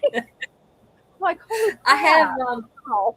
I have veggie egg rolls that all I'm going to do is put them in the toaster oven later. I figure I'll do that before I go home. And I don't know. It doesn't matter what time I go home tonight, because I go to the crystal shop tomorrow. Yeah. So I usually get there till about 9:30. So I'm good. I can sleep in a little bit tomorrow. Yeah, you need some sleep. The hard part is actually getting to sleep and staying asleep. Mm-hmm. Because I can lay down, I can be tired as all get out. Lay down, as soon as I get comfortable, my eyes are pop wide open, and I'm like, yeah, why can't I sleep? Of course, then I have the full moon shining in the window too. So yeah, that doesn't help. It's always hard to sleep on a night with a full moon. Yeah. So let's see your repotting. Oh, okay. I can do that first, or show the tanks, whichever one you want to do. Either one. I want to see how you repot. All right. And it's not going to be like the guy on YouTube that you have to wear gloves, because guess what? The aerobic bacteria in the soil is going to get you. No. We don't. I ain't wearing no gloves for this. No, there's no need to. Let me get the camera set up. Right. Let me get this set to my back. There. I've actually got it set right for once. Earlier, remember when I was trying to get it set right and it wouldn't do it? Now it's working. Cool beans. It's like everything that could go wrong yesterday or before the live decided to go wrong. I think that'll work. Oh, it helps if I click enter. That should help. Oh, that's cool. Jeff says I'm keeping all snails now. Snails are always fun. Yeah, they are. I know somebody else that has a snail tank. Let me clean my camera first. Hey, there's nothing wrong with that. I've got several small setups where I just have snails. the little ram's horns. Hopefully that made a clearer image. If not, I may have to get a microfiber to it. Does this look clear for you guys or no? Yeah. It looks clear on your end? Okay, cool. All right. So what I've got here is I've got my old bonsai pot, and I've got this little bonsai pot here. What I like to do is just take a piece of torn paper towel, just do that, mash it down, put it in the bottom so that it covers that hole. That way you don't have to worry about any of the soil falling out. Then, as you can see, this plant's suffering a little bit. I'm thinking it's root bound. It could also be that I've had the lights off a little bit too much. This is just a little weed that's growing in there. So I'm going to get that off to the side. Then just keep doing that. And good, it's not root bound. This soil's still good. It's a little damp, but the soil's still good. So I'm just going to keep that, get it down in there. And it looks like that is, yeah. Let me get a little bit of that off. I'm just going to plant this guy right there to the side, mash it down, make sure the roots is in there, and then do this one. So for this one, where I have a little bit more space, I'm just going to dump it out into this. And this is a dwarf jade, rainbow dwarf jade, by the way. It was the only place I could find it was ordering it online. And I noticed that it was a little bit dry, so I added, well, more water to it. But I've been having to keep the light off a little bit because of running all my other lights. The room started getting too hot as it warmed up. So I'm not sure if I overwatered or what exactly happened. I've been so busy with school that my brain has just been, well, not working. So all you got to do is tease the roots like that. You don't have to be careful with it. You can just go in, get some of that dirt off. And you can see this is not root bound. This actually does have a nice little root ball there that's holding on to the dirt. I'm going to take that, make a little hole. Put it down in there. And you don't have to use gloves with house plants. Like, it drives me insane when people use the gloves because I'm like, you don't have to. I mean, you can use gardening gloves, but you don't need to use the nitrile gloves that you use for medical procedures. I'm like, no. Yeah, there might be fertilizer in here, but I'm used to getting out in the garden with some good old black cow and just planting a garden and not worrying about it. So that kind of is like weird to me when I see somebody do something where they're constantly worried about, oh, it's going to hurt you. No, it's not. If it was, I would be dead right now. I made a little bit of a mess up here, but I can clean that off after the live stream. It's not a big deal. This is just for these bonsais to grow out, because once they grow out, once they actually start maturing, get a little bit bigger, then I'll start trimming them. If I really wanted these to grow into bonsais fast, what I would do is take a really big pot, like a 1 gallon, put one of these plants in there, and then leave it outside for, well, the whole season. For us, we can grow in spring, winter, well, spring, summer, fall, and some of winter. So that would make it grow really big. Then I would transfer it to like one of these pots by trimming the roots and then trimming some of these back, make some cuttings. But that's it. Pretty quick, easy, simple. To get the dirt off your hands, all you have to do is just do this or wash your hands, either one. But you can just take that. You don't have to be scared of the dirt. Like, you don't have to be. And it drives me insane when I see people scared to death of dirt. It's like, okay, hands are clean now. You throw that in my garbage can. Yeah, that's my little bonsai. I've got some more plants that I'll probably plant on a different live stream. I've got to pick out the pots. But this will work for now unless I decide to move it outside. I really don't want to do that with this because, like I said, I had to special order these. And I just want to try to propagate them inside at first because it is a rainbow elephant bush or a rainbow dwarf jade. It goes by both names. And when it's not overwatered, and looking at this, I'm thinking that's the problem. But these are a little bit thin, so maybe I underwatered it and it's starting to bounce back. Yeah, these college classes are driving me insane, as you can tell by the state of one of my most precious plants. If you guys want, I can show off the turtles and the fish if you guys want. Christian said it. I've never worn gloves to play in the dirt. Dirt ain't dirty.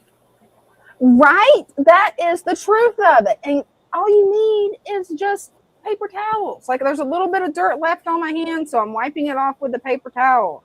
It's like I'm not going to go get antibacterial soap like I see a lot of other millennials do and be like, oh no, I'm going to die. No, it's dirt. It's not going to hurt you. We played in the dirt and drank from the garden hose. And see, the funny part is I did too until my aunt got hold of my parents. It's like, don't you know the water hose will kill you? Now see, I ain't a word, and I ain't gonna say it. I'm gonna show you something that's gonna make you laugh. I'm gonna show you something that's gonna make you laugh. Okay. Jeff, all I can say is this right here is my real accent. I've just learned to turn it down where city people can understand it, son. So ain't where I'm from is a word. Sorry, but ain't not in the dictionary. in the dictionary. But that's okay because we can put it there. Actually, I think they did add it to the dictionary. I don't know for sure though. But yeah, I learned really quick that I had to hide my real accent because nobody can understand me. Definitely had to learn that when I was working in Jacksonville. Hey, buddy. This is a 70-gallon turtle tank, which I think everybody here is already followers. I don't think we got any new people, but still haven't got a chance to do that because I've been cracking my brain trying to play catch up. I did 8 days or 9 days worth of work in one day today before I started live streaming. You're amazing. I'm trying to be. It is not working out with this class, especially since I have to now write a funeral eulogy and I have to find a mentor that will review it. So it's like, You have to write a eulogy for what?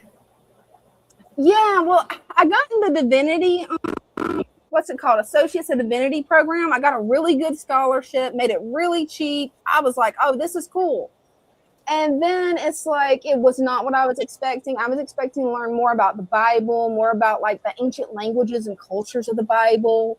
And instead of that, it's like, it's more about dogma and rules and I don't know, different social structures. Oh, wow. And I don't know. It just, there you go. It's gotten where it's not fun anymore. Father Fish said he will review your eulogy. That would be awesome. I've been meaning to ask him, but I keep forgetting it because, yeah, after this class, it's like I think I'm going to go back for my bachelor's in business or in science or maybe computers because there's too much drama in this class. Everybody wants to fight over stuff that it says in the Bible we're not supposed to fight about. So I'm just like, yeah, I'm kind of done. It's probably bad, but I don't know. This class just stresses me. He liked the metal shelves. Oh, what did he say? Jeff said he likes the metal shelves. He had the same ones but bigger in his first house. Oh, these over here. Hold on. I'm going to try not to make anybody dizzy. These here? Yeah. Yeah, so far I'm liking them. I'm glad that they can hold my 5-gallon tanks because at first I was kind of scared. Come to find out, I could have put 10 gallons on there. But yeah, I think that's just about everything in the fish room. Let me see. Well, Little you guys Gizmo saw is liking his tank buddy there. Oh, Gizmo's loving it. I've actually looked into getting another Gizmo just to put in the 40-gallon where we can actually have a gremlin on the stream at all times. I love it. Yeah, he turned out pretty cool. Okay, I'll be right back to you, Brenda. Okay. Hopefully. Maybe. It did not turn off, but hey, that is the way. Wrong mouse. That's okay. At least it didn't shut the live down. Right. And I'm pretty sure everybody heard me say wrong mouse. I've got 2 of them here. I grabbed the pink one, which goes to the laptop. I have my laptop on top of the work laptop here, and I keep grabbing for the mouse, and the mouse is attached to the work laptop. It won't work on mine. Oh man, yeah, my brain's fried after today. I keep grabbing it. It's like, no, that's not going to work. Right. Oh, Father Fish is actually here. Thank you so much, Lou. That's what I said. Father Fish said he will review your eulogy. I appreciate it because, yeah, I'm going for business after this. This is really like, it's a different level of hard. Like, this is a different level of hard. They can hand me coding and I would figure it out. This, I'm like, oh gosh. Something you thought you knew, and guess what? Well, this, I didn't expect this. I was expecting to learn like biblical cultures, like what the culture at the time of Jesus was or the time of Noah was, and the different languages. I was nerding out over that. Well, they removed the class that I wanted, moved that into the bachelor's degree program. And then it's basically like a basic knowledge class, which was fun. All the basic knowledge classes like astronomy, quantum physics, that was fun. But then when it got into the ministry part, it's the 2 instructors constantly fighting and telling you opposite things. And I'm like, what? No. So when it comes to taking a test, if they're fighting beings, they have a difference of opinion. Whose opinion is right when it comes to the test? Right. Wow. Well, I figured out a workaround with that. One of the beauty of having ADHD is you may not be able to focus, but you can pick up on small details that most people won't. I've learned their writing styles. And I'm like, oh, that's from one professor. Oh, that's from the other. Okay. I got you guys. And that's why usually I'll make like 80s to 100 on it. I'm passing it, but it drives me nuts. And then it's like I'm a nervous wreck after hearing them bicker back and forth. I'm like, why are you guys bickering over the Bible? That doesn't make sense to me. Like, it's the Bible. Like, it's about peace and love. And no. People have been doing it for years. Well, I've never seen anybody do this. Like, my grandpa, when he would talk about it, it was always calm with it, and nobody really thought about it. And then it's like I'm watching these guys, and I'm like, these are 2 ministers, and they're getting really heated, and I'm not sure what either one of them's saying. Can we just go back to, like, the golden rule and keep this simple here? Instead of arguing over, like, you can't eat this or you can't eat that. I'm like, okay, let's just go back to the golden rule. Back to the rule where I'm gonna eat what I want. You don't like it, don't look. Right. I think it was Paul that said that. I can't remember after today because I've had so much information. I've had 8 or 9 days worth of information crammed in my brain in the last 8 hours. Oh gosh. And then I found out when I got to the bottom, I'm like, oh, this will be easy. All I got to do is like write it and send it to the school. They're like, no, you got to send it to your mentor, get your mentor to tell you, ask the mentor this questions, get a survey on it, and then submit it. And I'm like, why do you guys keep changing stuff? Like, used to, like the last few things that I wrote, I just sent it in. They told me if it was good or bad. They would tell me how I could improve on it. But it was always essays. It wasn't like something that you're preparing to read to someone. And while I can do a live stream, I think I would like turn pale getting in front of actual people talking. Like, I know everybody hears actual people, but it's different, like being in a room by yourself versus like a bunch of people in an auditorium or a church. Like, either one, it's like, how? Yeah, that's way different. Yeah. Way different. And yeah, Jeff, I love those metal shelves because they're really handy for plant shelves. The other side, which I'm working on cleaning up, I've got to rearrange some stuff. I'm actually wanting to start my indoor garden or my outdoor garden indoors. I'm almost too late to do that. I should have done that in February, but I got busy. But you can hang the grow light so perfect there. It just clips over and then you're good to go. And it can hold a pretty good amount of weight. That's good. So they're like baker racks, but smaller? Yeah, pretty much. Well, the ones that I have on the other side, they're almost as long as my 75-gallon tank. So they may be baker's racks. I don't know.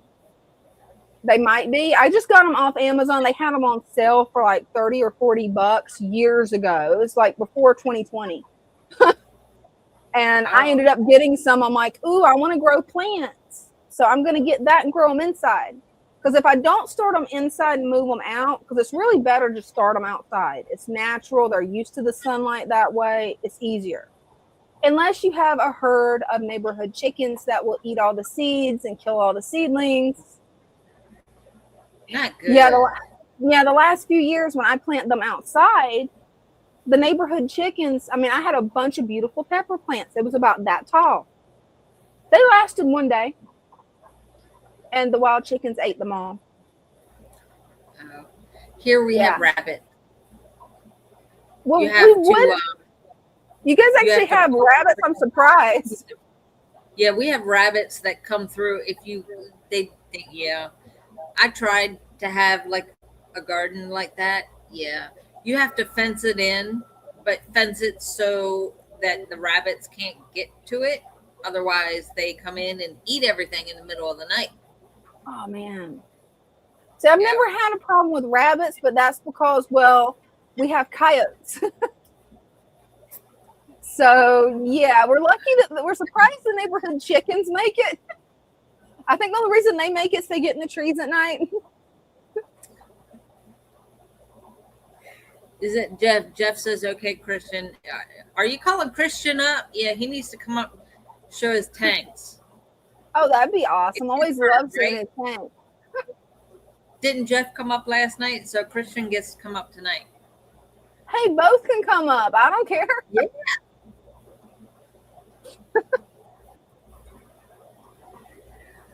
Yeah. Yeah, I tried to snack on some crackers and Bella ate them. Oh no! Hey, why don't you go warm you up some egg rolls? Oh, I can do that after the live. It's no big deal. I'm good. I'm used to going all day long and not eating. Yeah. Lou's gonna hear that and he's gonna make you eat, Brenda. No.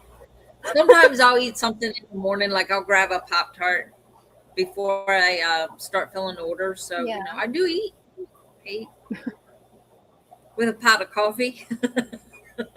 Sometimes that can count as a meal. Yes, it does. Pop-Tarts are very good. They're very nutritious. Yes, I cannot eat Pop-Tarts. The dye they put in them, if they made them dye free, I could have them, but no, I break out in full body hives. It's like, nah. I like the brown sugar. Oh, that's cool. Those are actually good. I've had those. Milk in them. They're the only ones that don't have milk in them. Mm-hmm. I did not know that. I figured just Pop-Tarts were vegan. Man. That's what I thought. And then I read the ingredients on the box, and like the blueberry, the strawberry, you would think is good. It's healthy, right? Blueberries and strawberries. No, it has milk in it. And I'm like, how? But the brown sugar does not. And I'm like, okay, brown sugar. If I have to, I don't know. I take that sacrifice and eat the brown sugar. Yeah, I'm never eating refined sugar again after Valentine's Day. I learned my lesson. That one sweet tea I had me down for what, a week? Yeah. I agree with you on that. I can sit here and yawn, and you would think, oh, you just you're going to fall asleep before you get home. No, as soon as I lay down, my eyes pop wide open and I can't sleep. Oh, you need to try. They got it at Walmart. It's called Sleepy Time tea, and it's not very strong. It just relaxes you a little bit. It's not like a tea that's going to knock you out. Maybe that would help. Yeah. I've tried that. The yogi tea. Yeah, I couldn't remember who it was by. Yeah, I've tried that. It's good. It kept me awake. how is it you can drink that and stay awake, Brenda? I drank that with a little bit of honey in it, and yeah, I'm out. That's it. I don't know how you do that. I'm weird. But then again, you can drink coffee before bed, and it'll wake you up or make you sleepy. It'll put me to sleep. Yep, I can drink coffee and go to sleep, or stay awake. Either one, depending on how much I drink. Yep. Oh man, I don't know. I don't know how that works because I'm still kind of hyper and wired just off the 1 cup I had at around 2 o'clock. I don't know. Maybe it's like psychological because it's something warm. Maybe. And you That would get make warm sense. and comfortable. And no. I drink coffee in the morning. I'm sitting here like this. See, I don't know how you drink the hot coffee. Me, I've got to have it with ice in it. I can't drink coffee with ice. See, Mama Jane can't either, but I can't have it without ice. It's so weird without ice. My daughter drinks it like that. She likes the iced coffee and she puts like a ton of sugar in it. I put a ton of honey in it. She uses sugar, but she's also hypoglycemia. So like her sugar will drop. Yeah, I know how that goes. I always had candy in my pocket because we could be somewhere and she didn't realize it at first what was going on. She would just get so bad that she would literally get sick to her stomach. Oh, and it wasn't until after she got sick, she goes, okay, I think I need to eat something. And as soon as she ate, she was fine. Oh, that's good. Yeah, never let her get past the point of that nausea because after that, it can be passing out, and that's not good. I did that one time behind the wheel of a car, and I learned to carry food with me then. Yeah, I keep. I used to. I don't anymore because there's no need for it. But I used to keep candy in my bag. We were in the grocery store the one time. And walking through the grocery store, and I was like, it hit me like all of a sudden. I was like, man, I'm not feeling good. What's going on? She goes, well, what do you mean? And I'm like, I just don't feel good. Like I feel like I'm going to get sick. She goes, are you hot? Do you have a fever? I was like, no, I don't feel like I have a fever. So I didn't have a fever. I just felt like I was going to get sick. She goes, did you eat breakfast? I went, no. That will do it. She goes, you have candy in your pocket? You know you do. Eat it. Right. Like, just like that. Eat it. And I went, okay. So I had one. I was like, that's not really helping. She goes, eat another one. It took 3 pieces of candy. It was like, oh, wow. Okay, that's good. Oh, yeah. It'll do that. It'll hit you just out of the blue. It's like I've learned to control mine now. You got to make sure that you eat breakfast, eat lunch, and eat supper. Because if you do, then you're not going to have as much problem. I mean, you can't just skip meals because when you do, it's going to get you. I have never been like that. Like, oh, I've been like that since I was a teenager. Even as a teenager going to school, I would like most of the time eat maybe a piece of toast for breakfast. If I had time, most of the time I would go all day long and just eat dinner. Like even in school, I wouldn't eat lunch because who wants school lunch? They're nasty. I've heard of those. I was homeschooled, never got the experience, but all my friends mentioned to tell me about it. Yeah, no. Yeah, food that's cooked in bulk, only it didn't taste good. Like you would think, okay, like restaurant style. No. The cheapest food on the market is what they cooked for the kids. Oh, man. It's nutritious. It's got the nutrients in it that's good for them. No. nasty. Cold pizza, like, ugh, no. Yeah, we're waiting for people to come up, you guys. We got the link pinned, just waiting. It's beeping again. Yeah, you might want to go check on that heater real quick, Brenda, because, yeah, with it overheating, it got up to 95 earlier. Yeah. Yeah. You may have to unplug it. Hopefully Lou's still here. We can ask him to make sure, because I don't know which type of heater that is. Plugged it back in, but so it stopped for a while. Yeah, it definitely sounds like it could be a failure with it. But yeah, feel free to come on up, click the pin link, show off your tanks, pets, hobbies. This is kind of a surprise live stream. We wasn't really planning on doing it, and well, then we did it. And if you guys don't feel like coming up and showing your tanks, I can repot another plant if you want. Just checking out the comments here. Yeah, either way works, you guys.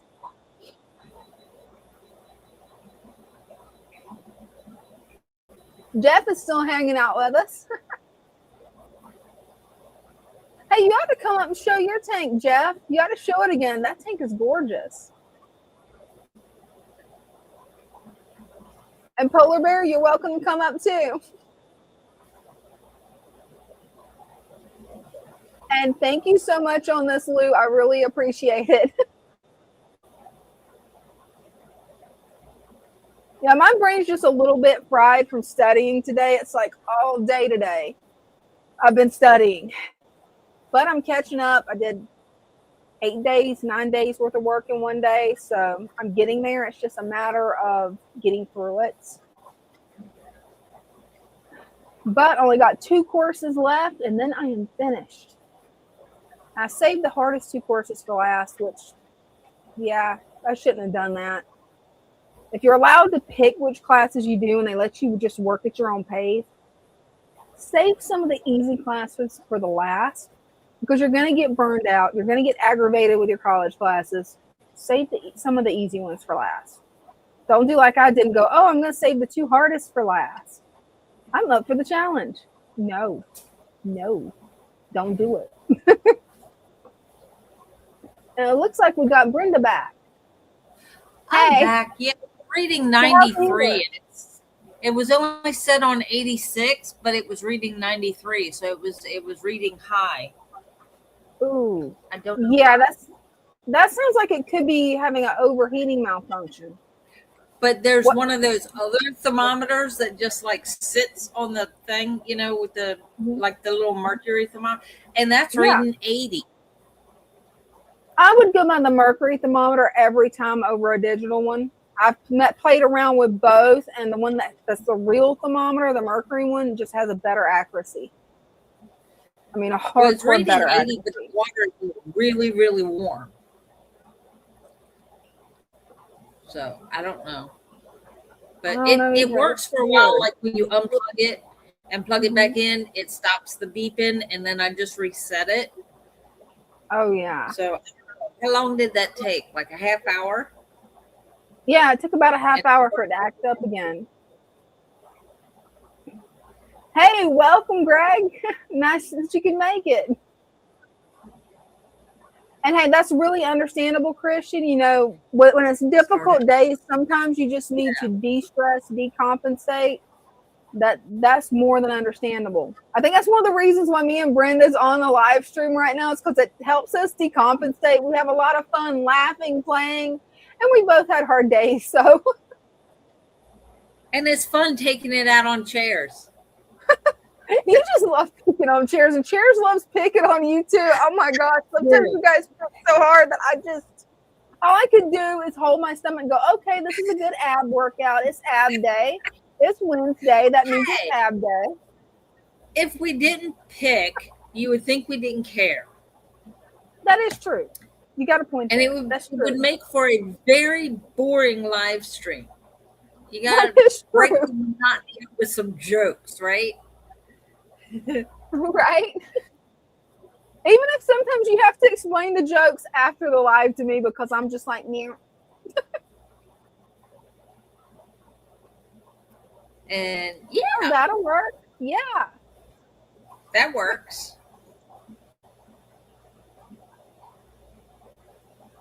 Oh, looks like we Can got can Jacob we up. start over? Yay! He wasn't here There you are. yesterday, was he? You know, I think he was, but I can't remember. My brain is so fried from today that I don't know. Hey, Jacob, how you doing? Hi, Jacob. Doing good, doing good. Yeah, it's doing amazing. Yeah, I was watching the video. I just didn't make it up yesterday. Well, I'm glad you could make it up today. Oh yeah, it's doing amazing. Look at this. My buddy has it on the side green, which he already is fouling it. But look at mine. This is, huh? Oh yeah, there it went. Oh, now you can see it good. Get I that. love that stand you have too. I never noticed that it's that beautiful red color stain. I love it. That's over a year's worth. No, I have actually created the first system ever in my life with no foul.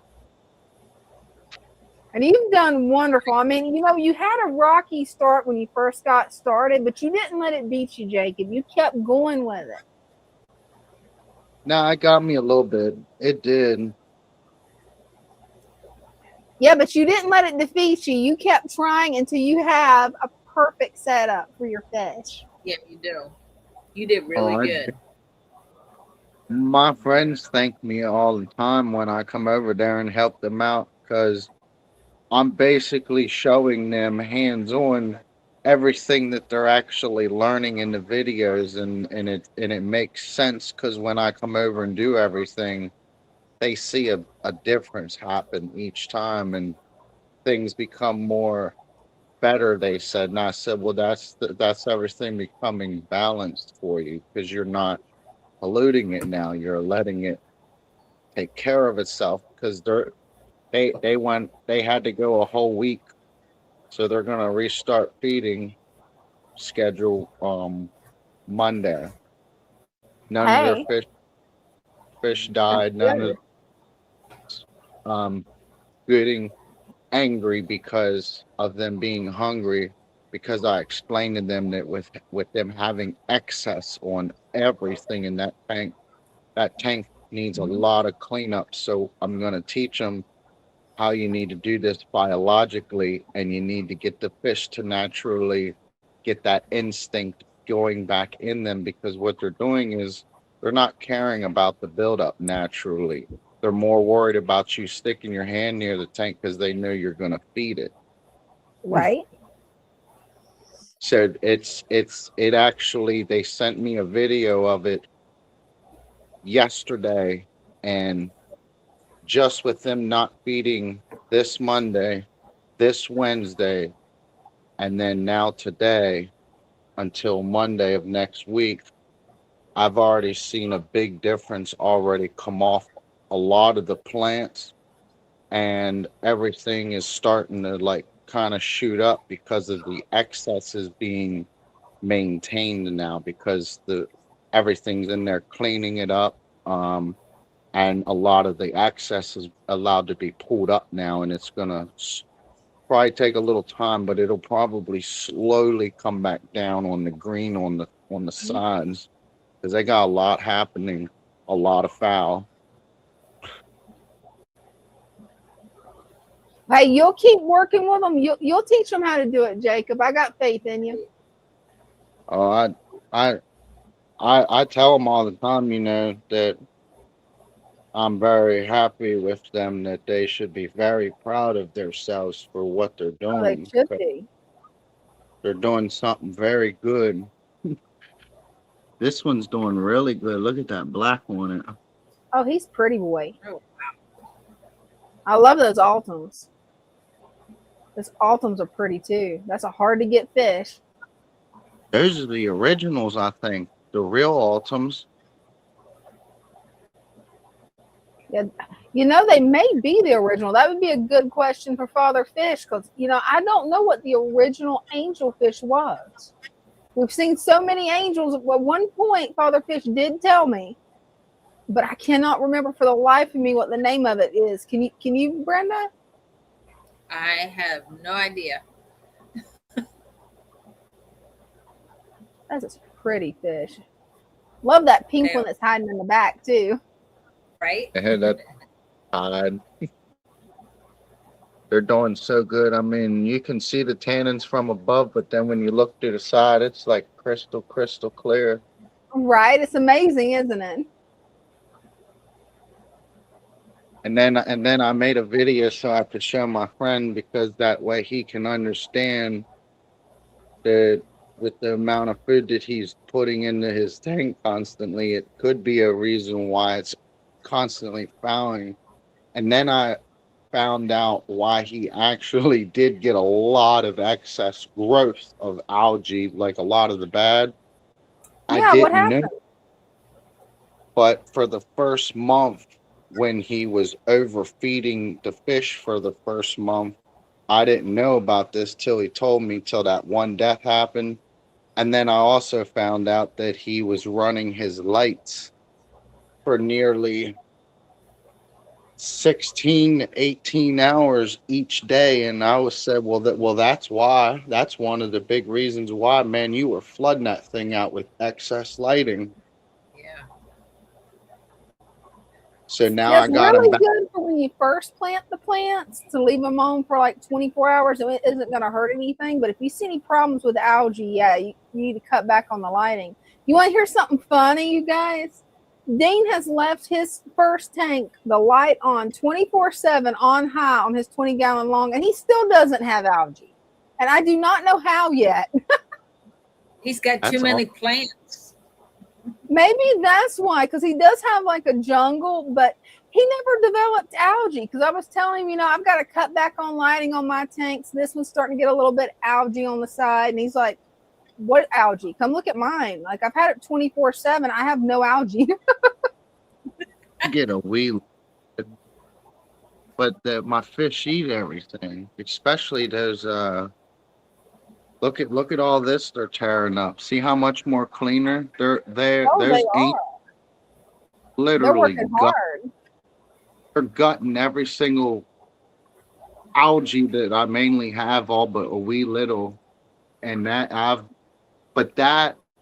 I think is because it's the longest I've ever had the system up. And when I introduced these new ones, they didn't come into the system when it was young and more weaker. They actually came into the system when it was right around the 1 year mark, but it encountered severe, heavy pressurized stress, but it pulled itself together within a few days fast, but it encountered a lot of stress. But and then I've never seen angelfish be so curious and want to clean so much. I mean, even those other ones I had, they wouldn't do that. Yeah, they're doing a wonderful job at it. It's amazing how well your tank is doing now. I mean, I remember when you first started out, you struggled so hard with it, and now it's thriving. Oh yeah, it's been over a year, and it's still like, I mean, it's processing so well that it honestly feels like I've already had this like 2, 3, maybe 4 years, and it because a lot of the same stuff is continuing. I'm seeing everything, and it's good repeats of everything, because I know my system is actually balancing everything, and that allows me to be able to help get people to understand what they're trying to build, what they're seeing out of their system, so I can help approach them a much easier approach. That way I can help teach them the more healthier way to approach what they're trying to build in there. Oh, And absolutely. that's what my friends really, because we're going to come down. I They're so happy to be able to meet Father Fish and the little team down there at the store, and then they really cannot wait to be able to go to Aquashella. They said we're going to probably have a really, really good time there. Oh, most definitely. Because Oh I yeah, never. you're gonna have a lot of fun at Aquashella. You really will. I went last year. I don't know if I'll be able to go this year yet. It depends on how my mom's health's doing.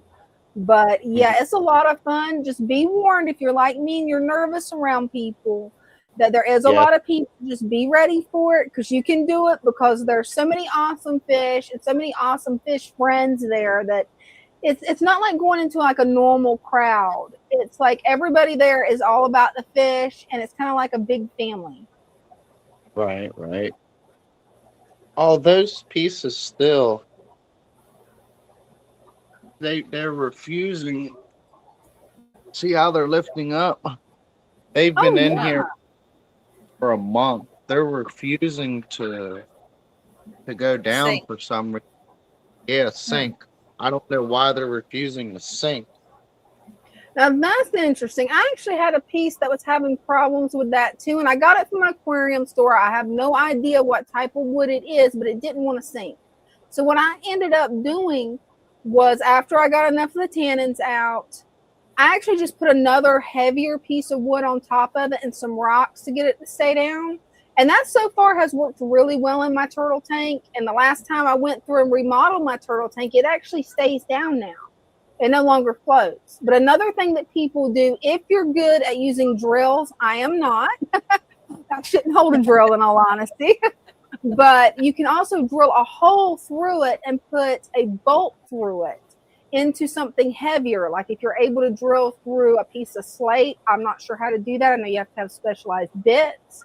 You could bolt it to a piece of slate, and that slate, once you put the sand over it, will help it stay down. Okay. That's I've pretty seen a nice. lot of people that's really crafty when it comes to using power tools, do some really cool things. Me, I've done learned it's best to leave it to somebody else to use the power tools.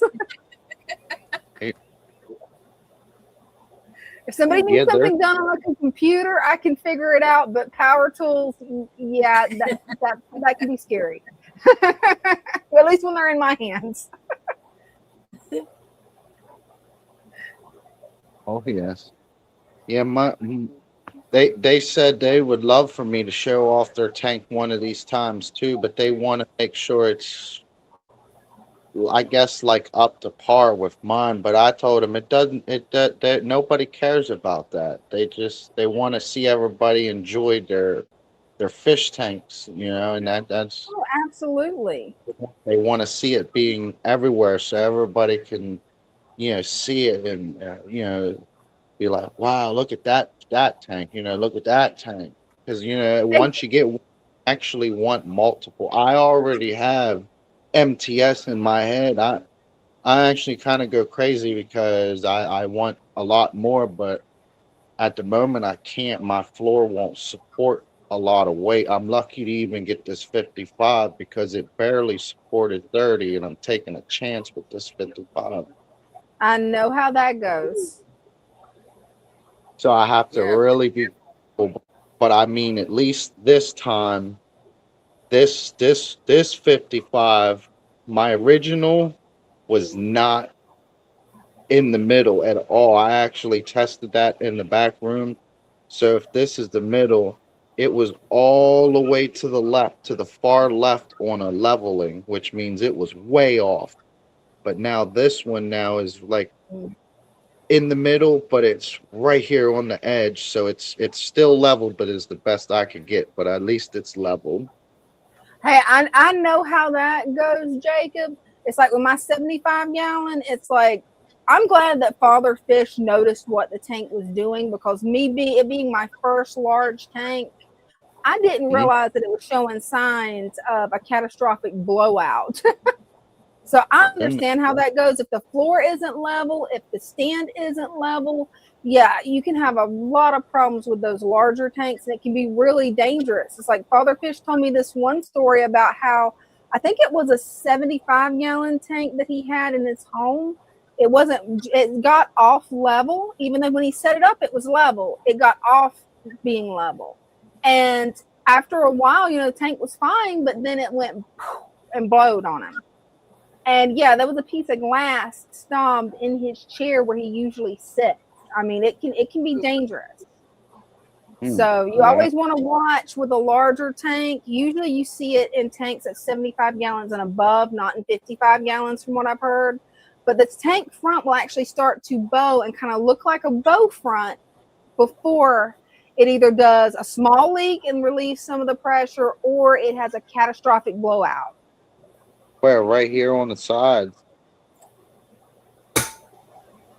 Well, where mine started leaking, I'm kind of glad where mine started leaking at. It started leaking about 12 inches above the bottom of the tank. And it was just a couple of little drops, and the front started bowing. And I asked Father Fish about it, and he's like, oh, you need to drain that tank immediately.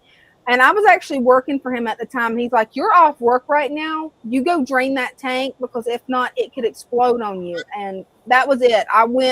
I got all the buckets I could find, and I'm like, yeah, I need to drain this, because if I don't, oh, this can be dangerous. And then he told me how dangerous, and I had no clue. I knew it was unlevel, but I didn't think it really was that unlevel. It was only, I think, about a half an inch unlevel on one side. So there was like a half an inch space at the top. And he said, yeah, you got to be really careful. And we never could figure out if it was the floor or if it was the stand, but it actually shifted my house, the weight of that tank, where my door to my fish room wouldn't close. And now it's shifted back where I can close it. So I'm glad of that. But yeah, you always want to just be careful, watch your surroundings with it, especially when you're in a predicament of, will my floor hold this tank, or will the stand hold this tank? Either one, because you want to watch how the water shifts day by day, and you want to notice how your floor is doing and how your door closes. Because you definitely want to be, it's better to be safe than sorry on it. Just keep an eye on it. And thank you so much, Greg, for the donation. Thanks. Oh, Christian, you're going to be excited over this, Jacob. No, hold on a second. I got the wrong one. It's Greg that is getting. Greg is getting mud skippers in. And flagfish. And flagfish. I always wanted to try mud skippers, but I never see them for sale anywhere. And I'm still on a tank ban for a little while because I ran out of room. I just want to do all mud with a mud skipper, wouldn't you? All mud? Well, from what I've researched, because I was really wanting to get them, and I never even ended up presenting this to my husband yet, because I realized it's a little more difficult than I thought. One, I've got to have a pretty large tank for them. Two, you want to have a special consistency of mud. I don't remember the exact consistency because it's been a few months since I looked it up. But you want to have it mainly mud with little pockets of water that's a few inches deep where they can go get wet, and then they can actually tunnel through the mud.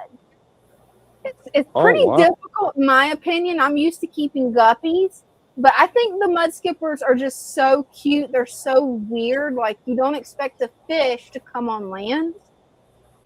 It's so weird. I love them. So what, they are considered a fish? Amphibious? Yeah, they're considered a fish, but it's a fish that is basically amphibious. I mean, they need some water still to survive, but they mainly live most of their lives in the mud when they're not coming out to just bathe and play in the water. Because they mainly eat and breed, from what I've heard, in the water. And then they'll like raise the young in the tunnels and actually live in the tunnels. It's really cool. Huh. That is awesome. But they're very expensive, and at least the ones that I found was very expensive. At least to me, they was like $65 to $85 for the little tiny baby ones. And you have to make sure that you have the right amount of them. There has to be at least 2 of them, from what I've heard. And there's a lot of work to them, from what I've heard. I don't know for certain. It was just off a YouTube video I was watching. I'm sure Greg would be able to tell you more about them, but they really are a fascinating fish. I mean, they're really cool to watch. Earlier, I'd just seen a short about somebody having some mud skippers. That's why I was like, oh, wow. Yeah, the other day between lectures for my college classes, it's like I like to take breaks and just let anything random that comes up on YouTube come up where I don't have to think. Just something random. And that's what come up with this guy was giving this tour of a fish shop, and they had this huge 200-gallon tank filled with mud skippers. And he was talking about the care for them and everything about them. And I'm like, yeah, I'm kind of glad that I didn't get those because I don't think I'm qualified yet for mud skippers. With the clown loaches, are they shy? I've never actually kept clown loaches, but the friends that I have that have clown loaches, theirs was shy. That doesn't mean all of them shy. Brenda, do you guys keep clown loaches at the shop? I think so. I don't see them. Yeah, they're Like- probably like my friends and shy. That gourami Does- tank had a loach in it. I didn't even know it till I was pulling plants, and he came out with a plant. I had him back in the water. He was like wiggling all over the tub because I had a tub that I was putting the plants in. And I looked down and he's just wiggling all over the tub. I was like, oh no, you need to get back in there. And then he disappeared again. So like, I don't know what tanks have loaches and which don't. As long Well, I as know don't with have my boogers. the only loaches I have is coolie loaches, and the only time I'm gonna see them is if I wake up in the middle of the night at like 2 o'clock and go check on my fish, because I have a tendency that if I wake up then I'll just go to my fish room and look around and be like, okay, how you guys doing? Oh wow. That they've gotten, they're getting a lot more shyer in this tank, but they're probably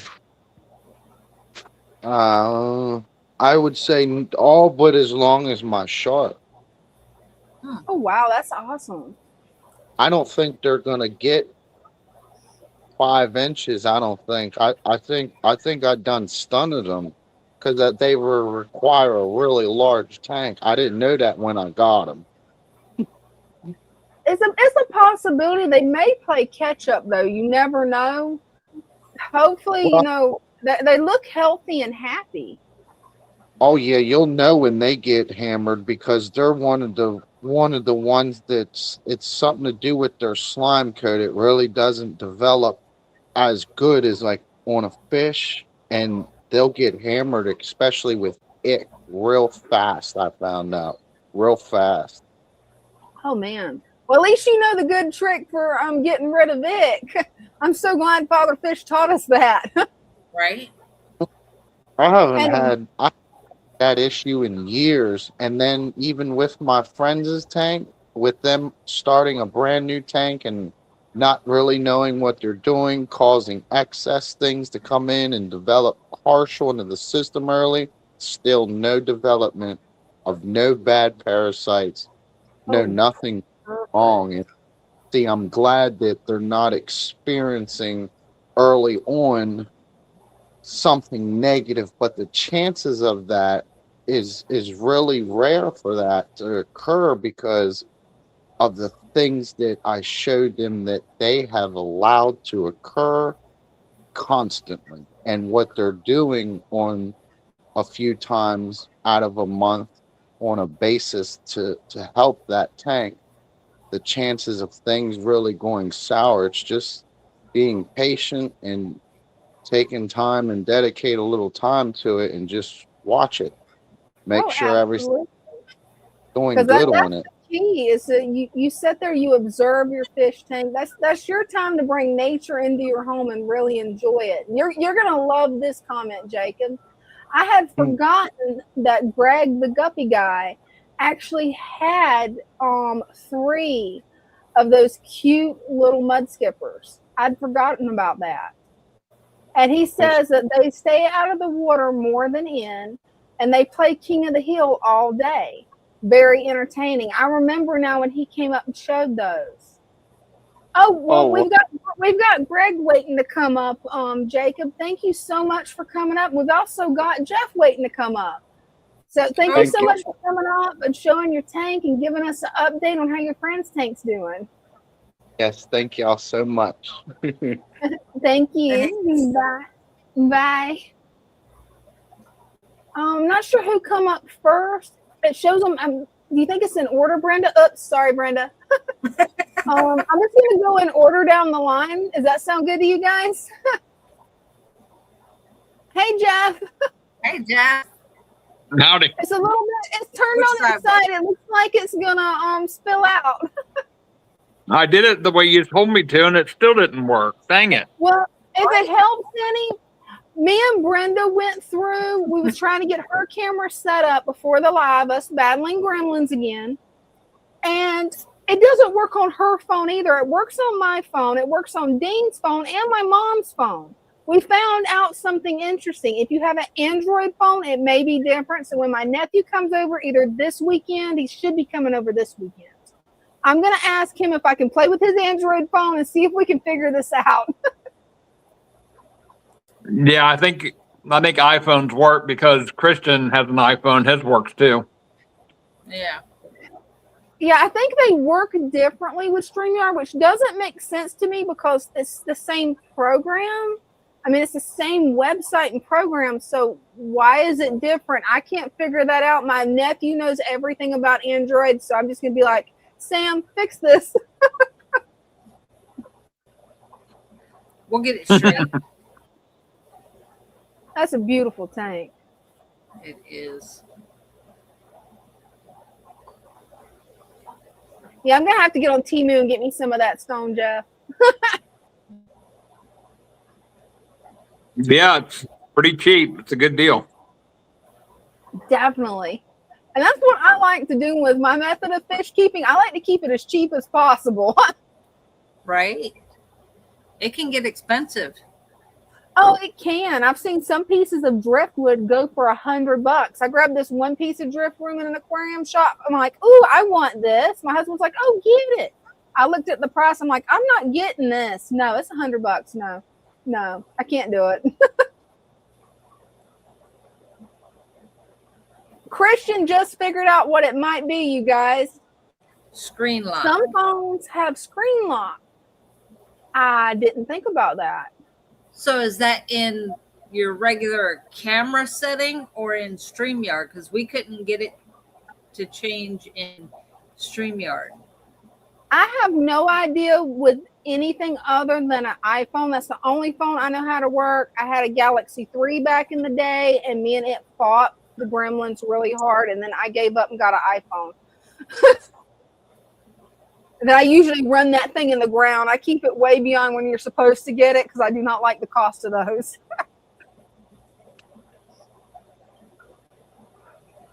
That tank is beautiful. Well, I love the way you got that hardscape. That I've got to do that. Well, thank you so much, Jeff, for coming up. I'm going to get Greg up real quick because you guys come up at the same time. So I want to make sure he gets a chance to show you his tanks too. Yeah, not a problem at all. I just wanted to see if I could get it to go landscape. Yeah, we're gonna figure this out, Jeff. I'm gonna talk to my nephew because he knows about Android. There has to be a way to do it because on my phone, I hate to say this, but this is the phone I got last year. I have not seen anything where it locks the screen on it. But then again, I don't mess with the settings usually. I just use it straight out of the box. I don't play with the settings. The only things I play with the settings with is usually StreamYard to try to get it to work. And for me, it's working great. I can just turn my phone and it does it. It's like I was showing Brenda and her phone, it would not turn no matter what she did. She did front camera. She did back camera. She went into every setting she could find before the live stream and it never would go full screen. It's so strange. And I bet it's like Christian said, it's going to be something to do with the screen lock. But where the screen lock would be on an Android, it's been over a decade since I've used the Android phone, and they've changed things so much that I have no clue where it would be. We got to Google it. Right? I'm just going to sick my nephew that's in his 20s on this and be like, okay, kid, come here. You need to fix this. Fix this. And then knowing him, it'll take him 2 seconds. Oh, this is how you do it, Dina. Okay, let me record you doing this where everybody can see how to do it. That's going to be the hard part, is getting him to let me record it. He'll probably hand me his phone and get me to do it because he does not like being on camera. Yeah. Yeah, he's a little bit camera shy, and I told him, it's like, you don't have to be camera shy. And he's like, oh no, I do not get online. And I'm like, okay, you don't have to get online. Yeah, I was pretty shy, but I kept being forced, so I had to come up Wednesday. You know, that's a good thing though, because you was able to push through that fear. At one time I was scared to death of the camera, and Father Fish got me over that really quick. Especially when the first time I went live with him was with another big YouTuber, and I'm like, oh no, I was scared to death. But it made it where now it's like I have no problem being on camera whatsoever. So it helped. All right, well, let's see what Greg has. All right. Thank you so much, Jeff. Appreciate you. No problem. Bye-bye. Bye. And now we got Jeff up. There you go. So, hopefully I timed that out right and you wasn't waiting too long, because I'm trying to do what Father Fish told me, give everybody about 5 to 10 minutes, unless they're showing a whole bunch of tanks. Yeah. So that's me now, not Jeff? Yep, that's you now. Okay. All I right. love that piece of driftwood. Oh. Yeah, this is gonna be. I put in chat that I had a person I sold some fish to. They're gonna give me 6 adult pearl scale blue angelfish. Good. I'm And glad to see you getting back into it. This is a 75 gallon, and I'm trying to debate on whether to put them in this or to put Spanky in here. Oh, that's a hard call. You know, Spanky's my favorite fish in the whole entire universe. So I'm gonna be taking, a bunch of this bow out of here and moving it around to other tanks. But it's a little congested for angelfish, for adult angelfish for me. I don't like a really jungle type tank really, but this was sure enough one. well, hey, you just answered your own question right there. If your gut's telling you to put Spanky in there, put Spanky in there. I think Spanky's gonna probably go in there. Oh yeah, I think Spanky would be adorable in there, and it'd probably be an easier tank to manage. It's up off the ground, right? I'm sorry?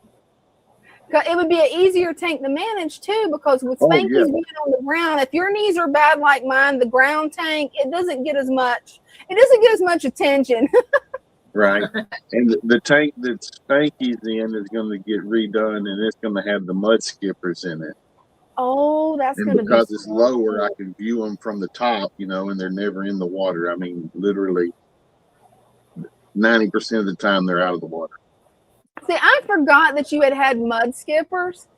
I got to ask you, because you've kept them. The video I watched of them talking about mud skippers made it sound like a total nightmare to keep them. Are they really that hard to keep, or is it just them making a video? I think that's them making a video. Maybe they're talking about wilds or something like that. I don't know. But the ones I got, I kept them in the same water I keep my angelfish in. I didn't do anything to it. And, okay, perfect. Because they had this big master test kit, which I'm scared to even touch, Greg. And they was testing everything, and I'm like, yeah, I don't think I can do that. This is my test kit right here. Right? The whole thing, all of it, everything. Oh yeah. Right? But, that's the best one. Anyhow, yeah. So I'm the tank that Spanky's in. He's getting moved out of that at least to a 55 gallon or this 75 gallon. I can't make up my mind yet. I think he would love that 75. He said he wants the 75. I think he does. He told you, Brenda. Well, she's the fish whisperer, so I guess she'd know. We got a test guppy in there. Oh, awesome. His email just came through. He said, put me in the 75. You got to watch out, Greg. Spanky's learned how to use email. Okay, everybody put in chat. We'll vote on it and do whatever y'all say. That's what'll happen. He's emailing now. Oh, I love the pink angels. I can let it in focus. Yes, it's been weird tonight. I've been having trouble getting my camera to focus when I had my phone. Oh, there it is. It's in focus now. Those guys are so beautiful. When I get my she shed, that's what I'm going to get, is a tank of pink angels. I am scared to try it in the house because I've got a 100-gallon tank in the garage that I could set up for that, but the garage is too cold. There's no hope in that. There's no way even a heater could keep it warm. You need about 5 heaters. Yeah. Possibly more for the garage, because that garage, I mean, it was built back in the 70s, and yeah, when it's cold in there. Oh, it's beautiful. Check them out eating. I love the way they just dainty pick at it. Like, they know that they're beautiful. They're just so elegant. Huh. And that one's like, nope, that's my food. Right? Hopefully you'll be able to get back into breeding those guys, Greg, because they're so pretty. Yeah, the time of year is getting right. The full moon and everything, they've been picking around. It's just a matter of time before it happens. Now that brings up something really cool that I've got to ask you. Does the full moon actually affect their breeding cycle? Because I never thought about that. Yeah, I'm not going to say that it's 100%, but they're usually, I find my fish breed 3 days before or after a full moon. So within a 7-day period, basically. Oh, wow. That's good to know. Yeah, and especially like angelfish, they can breed really fast. But some fish only, they're only going to breed a certain amount of times per year. Whereas if you keep the parameters right for for angelfish, and take the eggs from them every time they lay them, you can get them to lay eggs about every 2 weeks. Oh, wow. That's even faster than guppies reproduce. You're feeding them good. If you're feeding them really good and you're changing the water good, and as soon as they lay the eggs, you pull the eggs, it ain't about 2 weeks, and they'll be ready to start laying again. That is awesome. That's just such a fun fish to raise because the transformation. I love how you and Christian both have showed like the transformations they go through. Because I'm mainly the only fish really I'm raising right now is guppies. I'm trying to get my rice fish to cooperate, but so far they're not. Yeah. And guppies have no real transformation except for color. You never know what color you're going to get if they're mutts. Right. Those guys. I got Stan, the man's going to get me back some of my guppies lines. I gave him probably some of every guppy line I had, and he still has them. And so when we can manage to rendezvous, he's gonna let me get some of my strains back. So that's a good thing. That's wonderful. I should be able to get back just about everything I had. Hey, I'm excited for you. I'm so amazed that you're able to overcome the loss that you took and get back into the hobby. That's awesome news. Yeah. Because you rock at fish breeding. You really do. So what's everybody saying? Is it definitely Spanky's tank or what? Hey, you guys, what do you think? Should the 75-gallon be Spanky's tank? Definitely got my vote for Spanky, but I'm biased because Spanky is my favorite fish. Right? It's like I'm eventually going to get me a Spanky. You were asked if you ate any of that 33 slab crappie yet. Fish fry. I'm sorry. Is that Jeff asked if you had any of that 33 slab crappie? Yeah. Have you had a fish fry? Not yet. That's this weekend. We're doing it this weekend. Oh, cool. Have fun. Yeah. They're gonna I'm gonna have a bunch of fish in my belly. There you go. Nothing wrong with that. But yeah, this is going to end up being the mud skipper tank where it can be viewed from the top. Oh, that'll be perfect for a mud skipper tank because you'll be able to actually see them. That's going to be awesome. I love that 30 long. I hate that they quit making those. Yeah. See, Spanky, he's all excited. Yeah, get a new tank. He is excited. Yeah, I get to stretch my legs. Wait till he gets in the larger tank. He's going to be like, ooh. He's going to get zoomies like a barb would. Right? Yeah. Never zoomies. And just the way he swims tickles me so much. Like, you can't look at Spanky and not smile. Like, they really should market Spanky as the cure for depression because, like, you look at Spanky and you're just going to smile. No doubt. Well, I'm going to get on out of here. I hate that Jeff got down quick because of me, but I'll get on out of here. I've spent my 5 minutes. Like I said, I need to get out of here. Hey, we're never going to run anybody off. I only do that whenever there's 2 people up at once because I want to make sure that nobody leaves because a lot of times people, if they have to wait more, will be like, oh, no, and they'll leave. Brenda will remember this. Remember on the Gong Show when they'd have that big hook that would come out on stage and snatch it? Yep. That's what's going to happen. Yeah. Especially for the really bad ones. They got gonged as soon as they came out. All right. Well, I'm gonna do my Gene the Dancing Machine routine and get out of here. Well, thank you so much, Greg, for coming up. And make sure to keep us updated. Hope to see you Wednesday. All right. Bye-bye. See you later. Bye. Definitely seen some nice tanks tonight.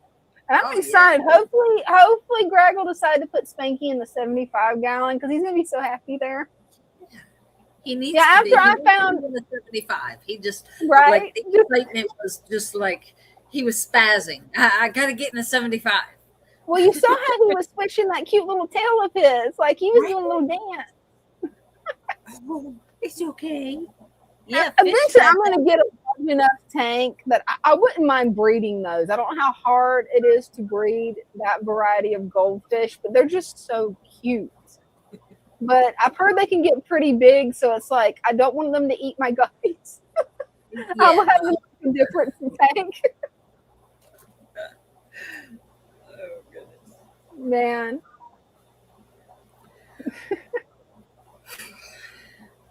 Yeah, you starting to get tired too?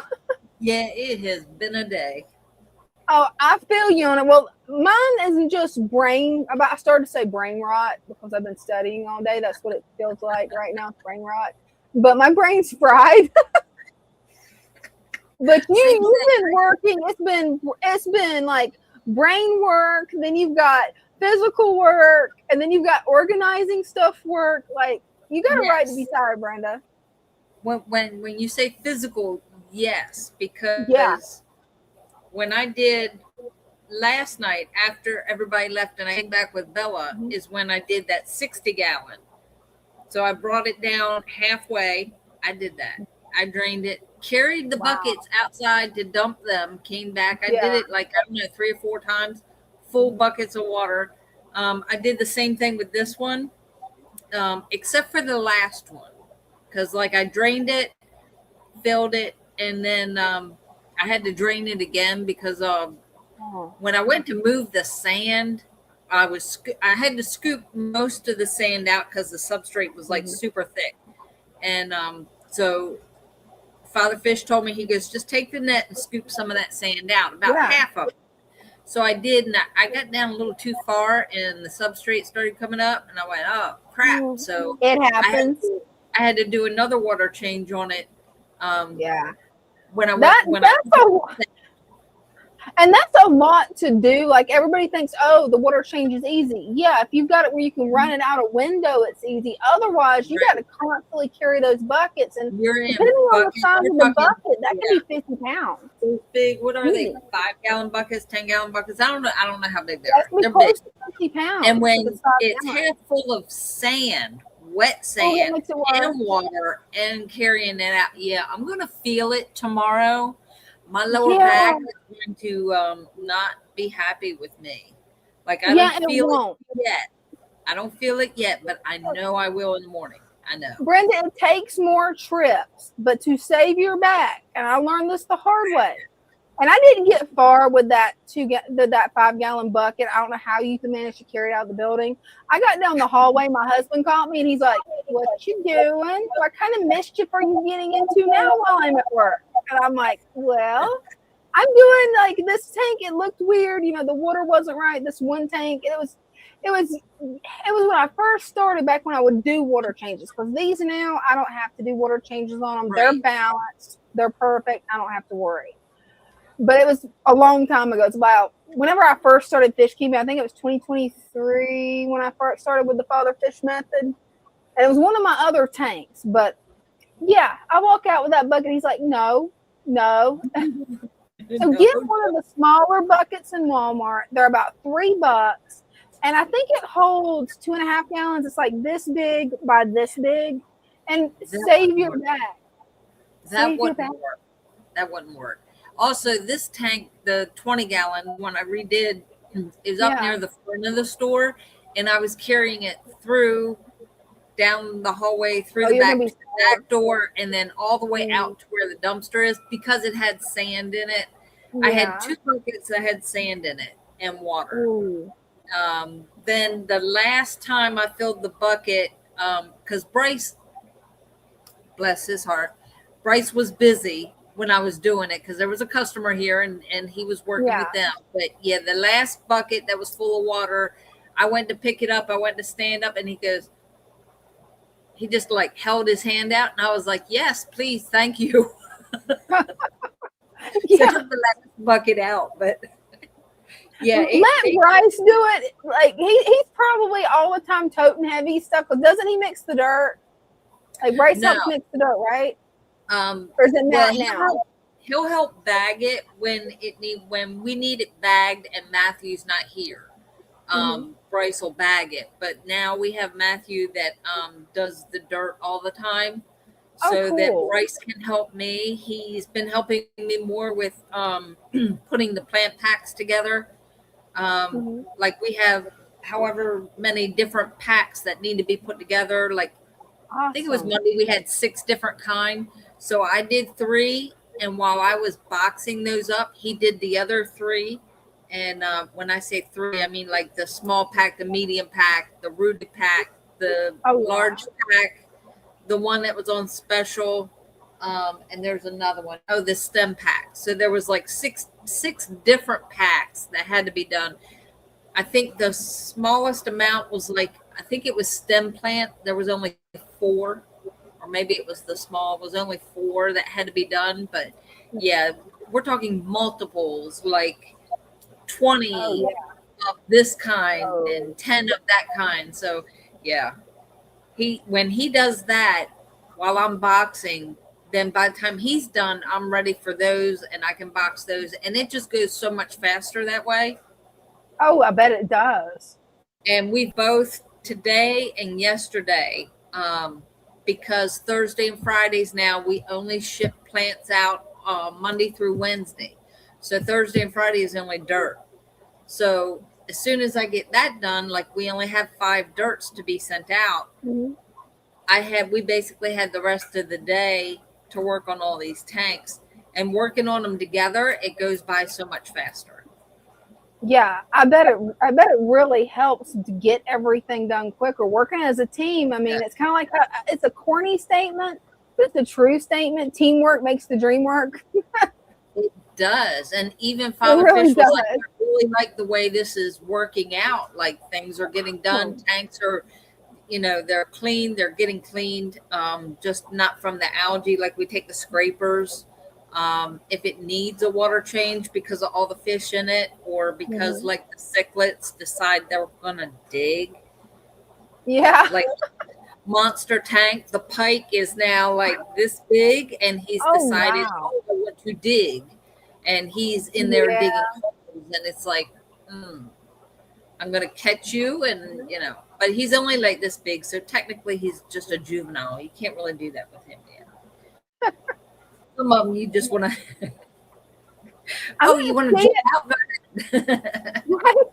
I'm going to see if it'll let me post the Father Fish link for anybody that's new to the stream. This is Father Fish's niece, Brenda, and she's actually talking about working in the Father Fish shop. Sometimes it'll let me post the links, but a lot of times it's got where it blocks me. So let's try it. It let me do it. The gremlins are appeased finally. Yeah, and we actually had someone looking at Richard over there today. Oh, good. Because, yeah, that fish wants to escape bad. He probably just needs to be in a tank by himself. I don't know. Or maybe it's just his personality. Anytime somebody walks up to the tank, he's like right there at the glass. Okay, are you going to lift the lid? Because I'm going to jump out. He has that. He's just eyeballing you the whole time. Escape artist. Some fish are like that. That's one of the reasons why it's like I always research them before I get them. I want fish that aren't jumpers and that are like, nice and not spicy. I don't want spicy fish. Well, over here in one of the plant tubs, we have an arowana. He's only like this big. Well, we have one that is just like, what is that, like 4 inches maybe? Mm-hmm. And then we just got another one that's a little bit bigger than him. So there's 2 arowanas, a butterfly, and 2 leaf fish, which are really good. The leaf fish is so cool. That one has a lid, and it only gets lifted to throw guppies in there. Yeah. And then the tub underneath. That's the reason I'm scared of keeping those fish. I'm like, oh no, they'll eat my guppies. Right? They do. We get the special feeder guppies for them, and the tub right directly underneath of them, we have 2 dragon gobies. Ooh, that's cool. So I think also Father Fish wants to get them in a tank, so we're trying to figure out where to put what fish so we can get, Oh, I can't wait to see those guys in a tank. I don't know if he's going to put them in there or put them in a tank, but yeah, they were really cool the last time we had them. Yeah, you guys always get like the coolest fish in the fish shop. It's always something that I have never heard of, and I'm like, okay, let me see. Brenda, send me pictures before the stream. I want to see. Oh, it's going to be fun trying to get them out of that tub because it is also it was full of plants. Oh, so that's going to make it fun. 2 dragon gobies that are like this big without getting. Yeah. Somebody You'll else. You'll be able to do it though, because it's like how you can feed the spicy arowana that wants to bite everyone, and you don't get bit. You're the fish whisperer. I think it's just because I'm a little bit quicker with throwing the shrimp in there. I like lift the lid and throw it. You keep telling yourself that you're the fish whisperer. I already know your secret, Brenda. I already know it. Well, it's getting close to 9 o'clock, and yeah, you can tell we're sleep deprived. So I think we might as well wrap it up. Thank you to everybody that tuned in and for showing off your tanks, and thank you to Greg for the super sticker. I just learned about those. Originally, it had been automatically turned on YouTube, and then something happened with my monetization, and they demonetized me, then remonetized me, and it reset everything. And then I get an email 3 months later from YouTube, oh, you need to go in and turn all this on. And I'm like, what? Okay, what? I'm like, what is this? That you guys didn't tell me about this stuff at the first start of it, but hey. I do have a poll in my YouTube channel under posts about where we can start a community. So far, having a members only YouTube channel is working. I'm gonna have to research each one of these things. The options are a Facebook group, a Discord group, or a members only channel. So it will take me a little bit of time to set it up because I've got to research it. I want to set it up right. Brenda will be live Sunday night at what time? 6 with Megan. Father Fish will be on Tuesday night at 7. And then we'll be back Wednesday at 7 for more Random Mischief. And there's something else. Wasn't Is there that a sale all at the cooking shop? again? Was there a sale at the shop still? Was that it? Do what? Was you guys having a sale at the shop, or was that an old email that I was looking through? Because I forgot to look at the dates on my emails. I have no idea what's on sale starting today. I don't think I talked to Megan about that.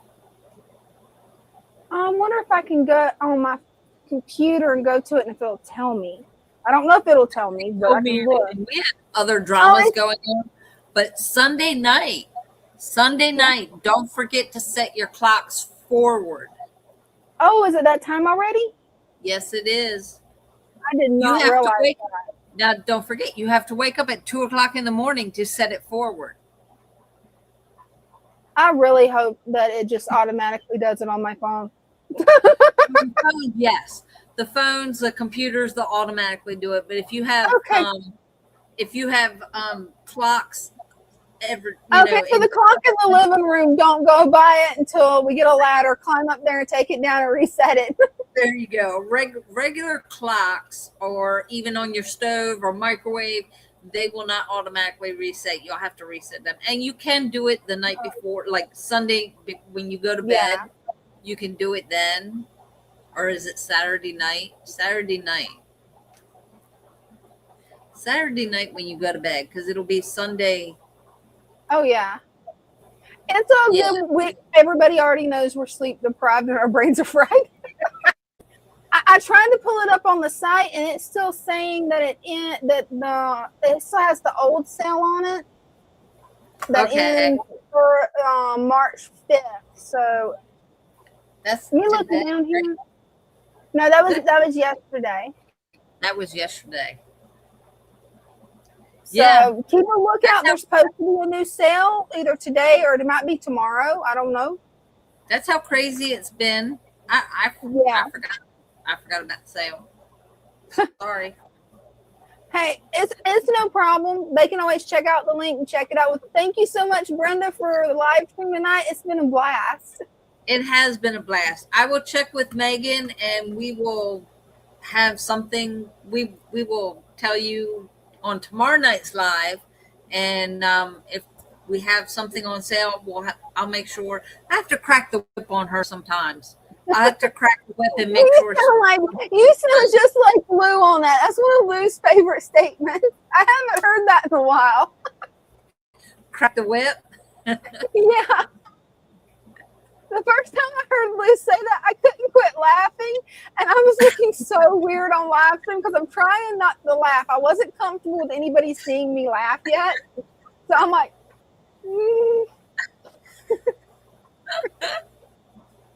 Good night, you guys. Whip, that's what they used to do. They used to, crack the whip on you when you were slacking. When the workers were slacking, they would crack the whip. The owners of the property would crack that whip and pow. Yeah, Lou's the first person I ever heard to say from my dad to use that. So when he said, I'm like, what? Love you guys. Should we even try to say mischief managed at the same time, or you think we're too sleep deprived? No, let's do it. We might get it straight this time. That would be funny. The second time we've actually got it straight. Okay, ready? 1, 2, 3. Mischief. Love you guys. We'll get it eventually. Let me get the song up. There we go.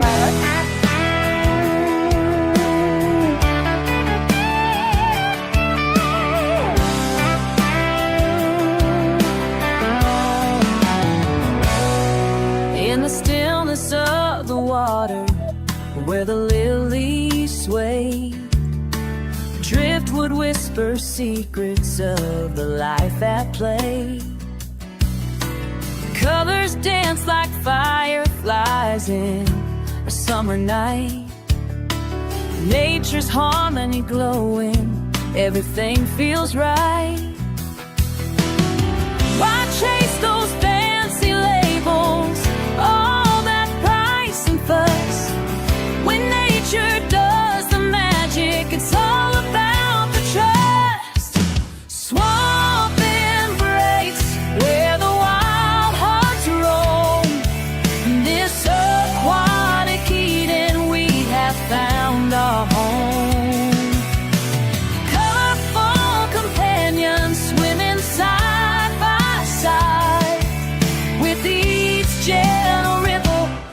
let our spirits glide. Plants are reaching for the surface, purifying the flow. A world beneath the surface, a vibrant undertow. Tiny fins like shooting stars, darting to and fro. In the heart of the tank, life's melody does grow. So let's leave the chemicals, return to nature's way. In this pure embrace, let the fish freely lay.